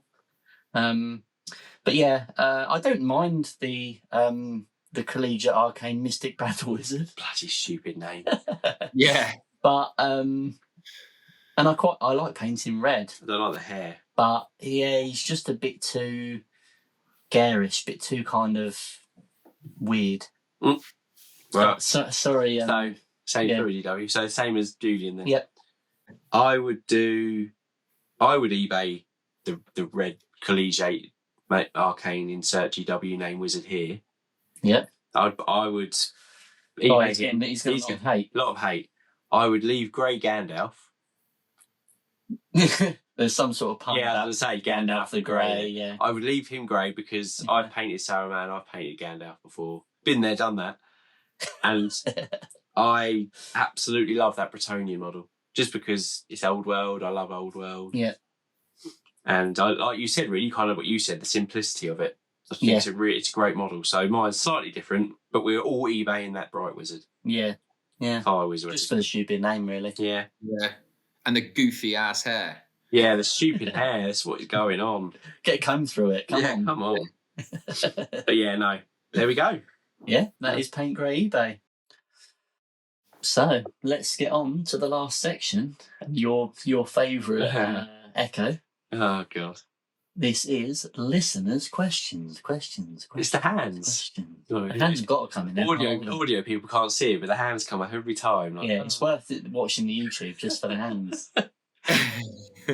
Okay, so we'll start with again. Some of these Instagram names are brilliant, but some of these aren't aimed at you, Julian. But the majority of them are. So you'll have quite a few questions to ask in a little while. Okay, that's cool. Answer, not ask. Cosmic_salmon.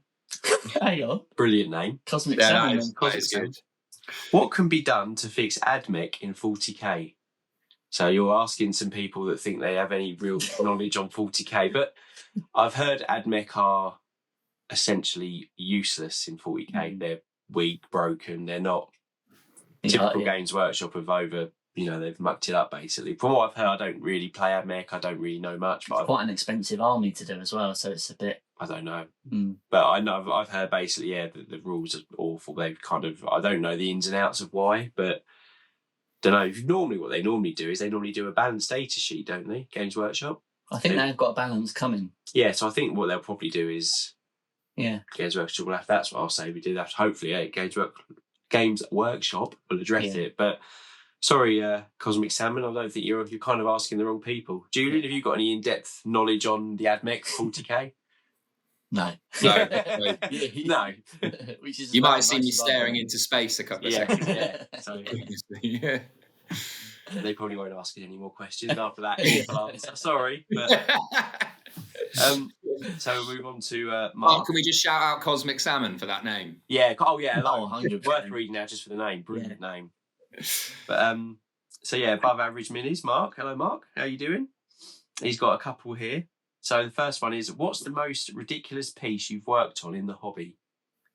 So we were thinking about this. So kind of, we're taking ridiculous as, well, I'm not really sure, like a lot of work, crazy model. I'm not really sure what he means, but we were talking about it before, weren't we, off air?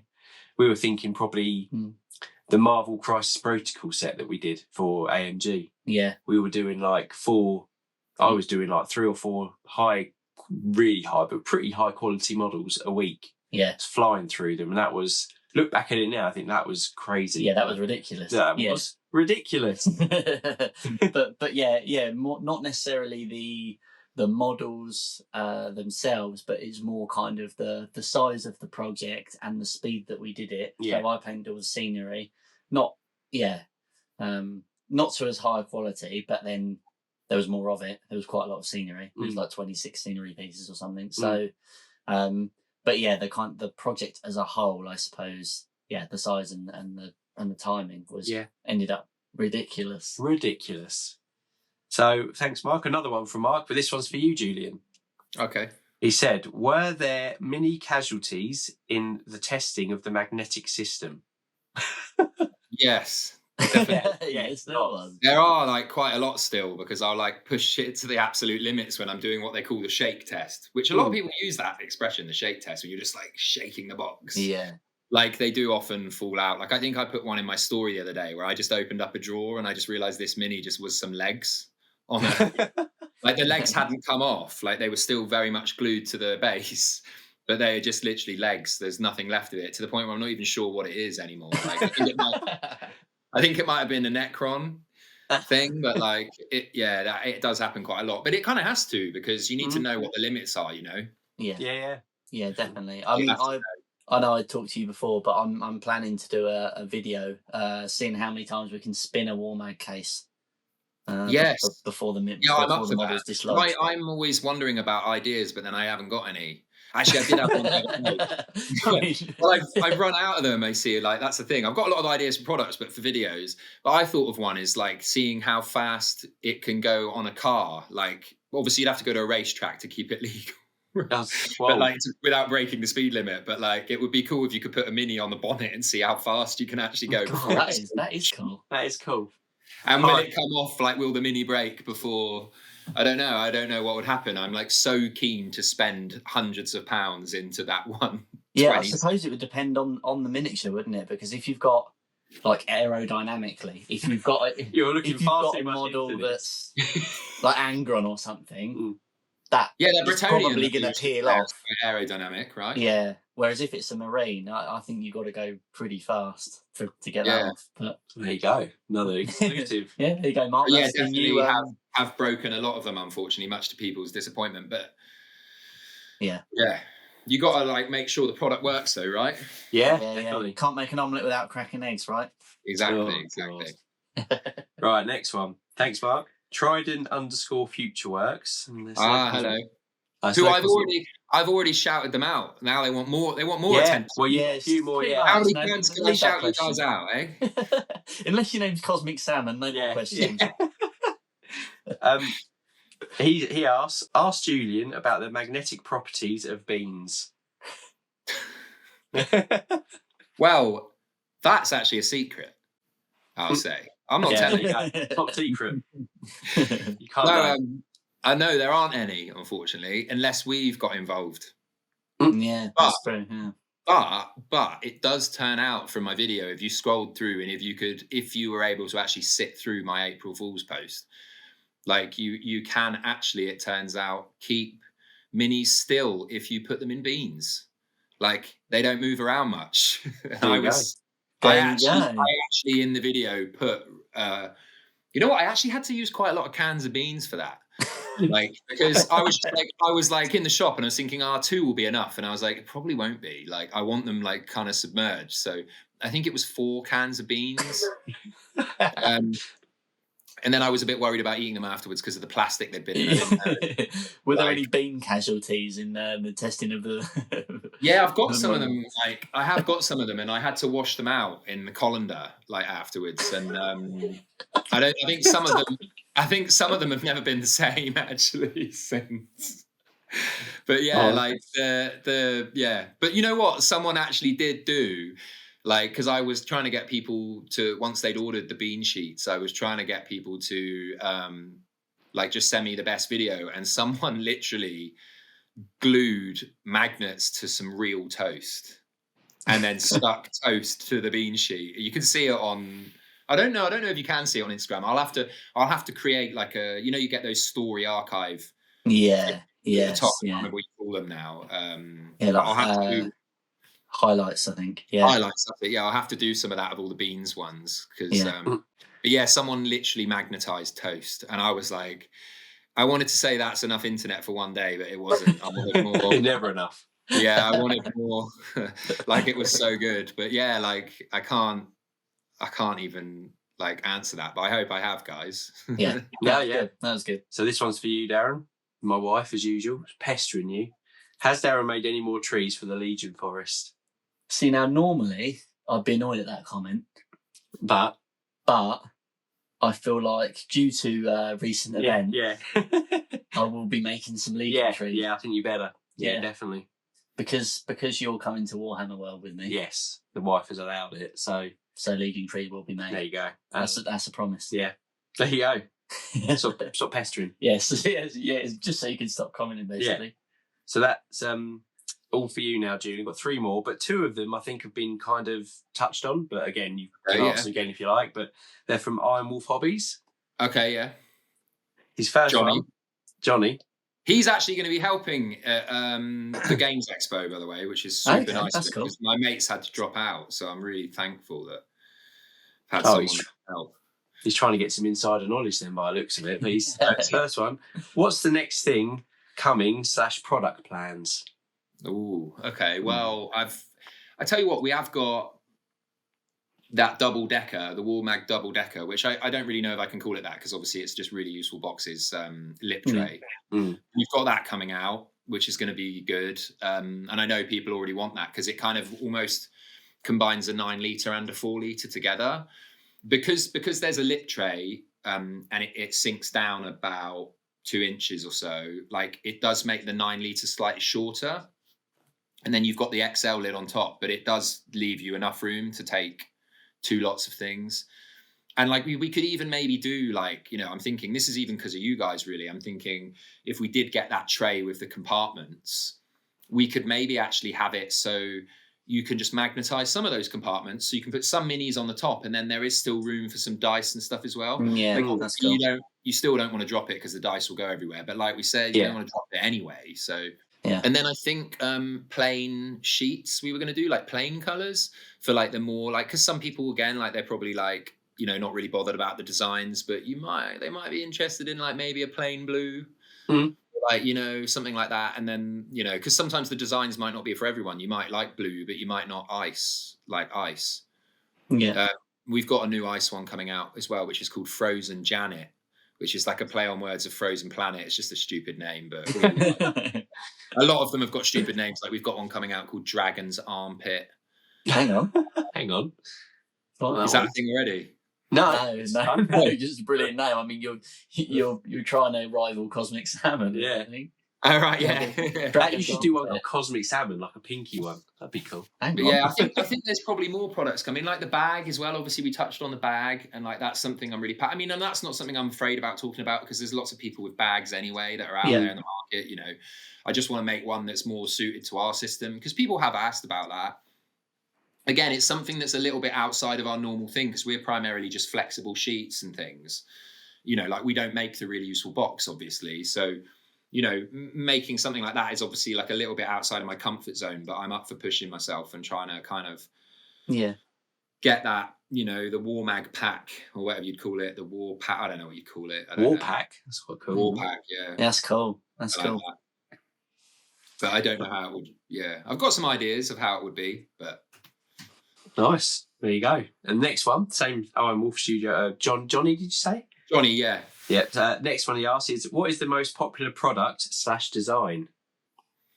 So it's hard to, do you know what? It's hard to actually answer that because I know what the ones probably are, but like the thing is that the website we've currently got is really bad at like for us to like crunch the data and like break it down because sometimes we sell stuff in multi-packs and things. But I think the most popular one consistently throughout the year is what's called Galaxy Brain, which is the purple galaxy, which I think you might have had in that box. Oh yeah, that's the one I've got on my Legion, yeah.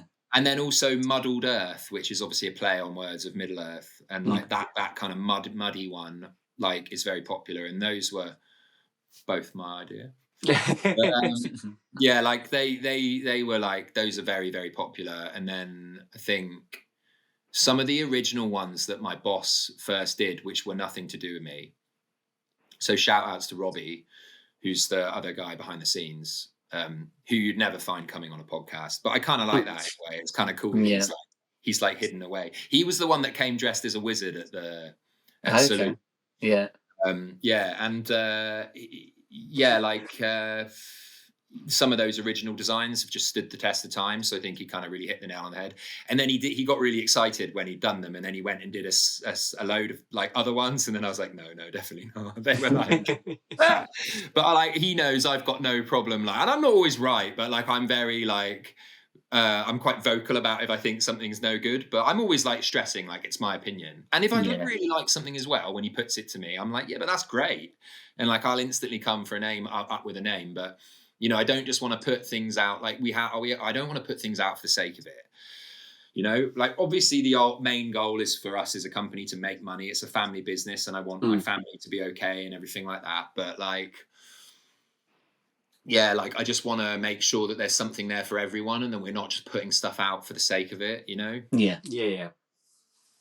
Well, great. Right. Last one. Johnny again. How have they found the engagement / support from the community? Well, you really touched on that. I'm actually glad, you know what? I'm actually so glad that you asked this, because I think if we'd ended the podcast without me talking about the community enough, is like, I need to stress, like, honestly, how much they've done for us. Like, you know, we've obviously done stuff for you guys too, right? But it's like, it works both ways. And I would argue that the community has done more for us, like, and the way that I've kind of just immersed myself in there and that everyone's welcomed me, even though I've just been a bit silly and everything, like, the content that's been created, like, for example, like the video that you guys did, like, was so good. And like, I remember it getting like so many likes. And like, the thing is, for me, likes aren't, you know, it's not about like popularity or anything like that. But when there's a lot of likes, I'm happy because I know people are kind of interested, you know, and it's not like a self-gratifying thing at all, you know. So when things don't get many likes, I'm like, did I like annoy people there? Or like, you know, like, are people just fed up of seeing it, or has it just not made it through the algorithm for whatever reason? But like, the response has been overwhelming. Like, I cannot thank everyone, including people like you, like, for inviting me on here. Like we couldn't have done it without the content that's been done, because like, while I have done some okay content myself, like, I've never managed to get more than 300 likes on a post, really, which is still really, I'm really happy with that. It's great. I'm really pleased that I've been able to achieve that, because I know that people are engaged. But like, Johnny did a post which, like, and we always joke about it still to this day, because it's still every day getting likes, and it broke the 1 million view mark. And like, yeah, it's crazy. And I know it's Instagram views, so what does that really mean? But like, we're just looking at it now and you can tell it's just like 16-year-olds or like single parents at home, like, just random people are liking this video now. It was the one that he did on, like, and this is the guy that asked the question. He just wanted me to talk about him. That's he's done. I know your game. He's basically just like it's really clever, stretched a wet wipe over the base and then spray painted it for like a marble effect. Okay, yeah, the marble. Yeah, I've seen that. Yeah, and a lot of people have been like, that looks like mold and stuff, but like, it kind of does too, but it looks really cool. And like, that one's just, you know, without going off topic too much, like, I couldn't have done it without, like, we definitely turned a corner with the Instagram. And the silly thing is we're not on other platforms, so we are coming for them, like Facebook and stuff. You know, hopefully I can backdate all the posts. I think I might be able to. And I'm not bothered if they get engagement or what. I just want the content there. I cannot thank the community enough. Like, honestly, like, the content's just been so good. Like, the stuff that people have done. And like, obviously I'm not a painter, I'm not a mini painter, and just the things that people have done, you know. And there's also a guy, Sir Shaw, who I'm actually annoyed I haven't shouted out yet. There's so many people I need to be shouting out that I'm not going to get around to shouting out. But Ryan Shaw, like, he's a lovely guy. Like, he's been one of our supporters since the beginning. And he's just, you know, he's done some painting for us. And, you know, one of the first guys that did painting for us was actually a guy that works for us, his son. Like, he's an artist, the guy, Alan. He paints all these old, like, historical battleships and things. But his son, I think it's, RJA Miniatures or something like that. I'm fucking just absolutely crapping on it now, because aren't I? I'm getting that wrong. But like he's like, you know, I got to thank people like that helped us in the beginning, because we didn't know, and we still don't know what we're doing. But like, and I'll admit that I don't care. Like, as a business, I don't care. Like, I don't care that we're like a little bit unprofessional in some ways, because we care, man. Like, we really care, and we listen to everyone, and like, we're getting there. And I think in some ways we've got there.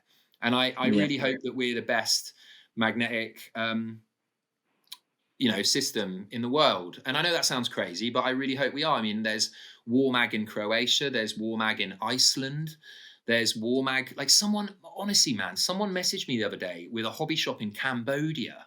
Oh my God.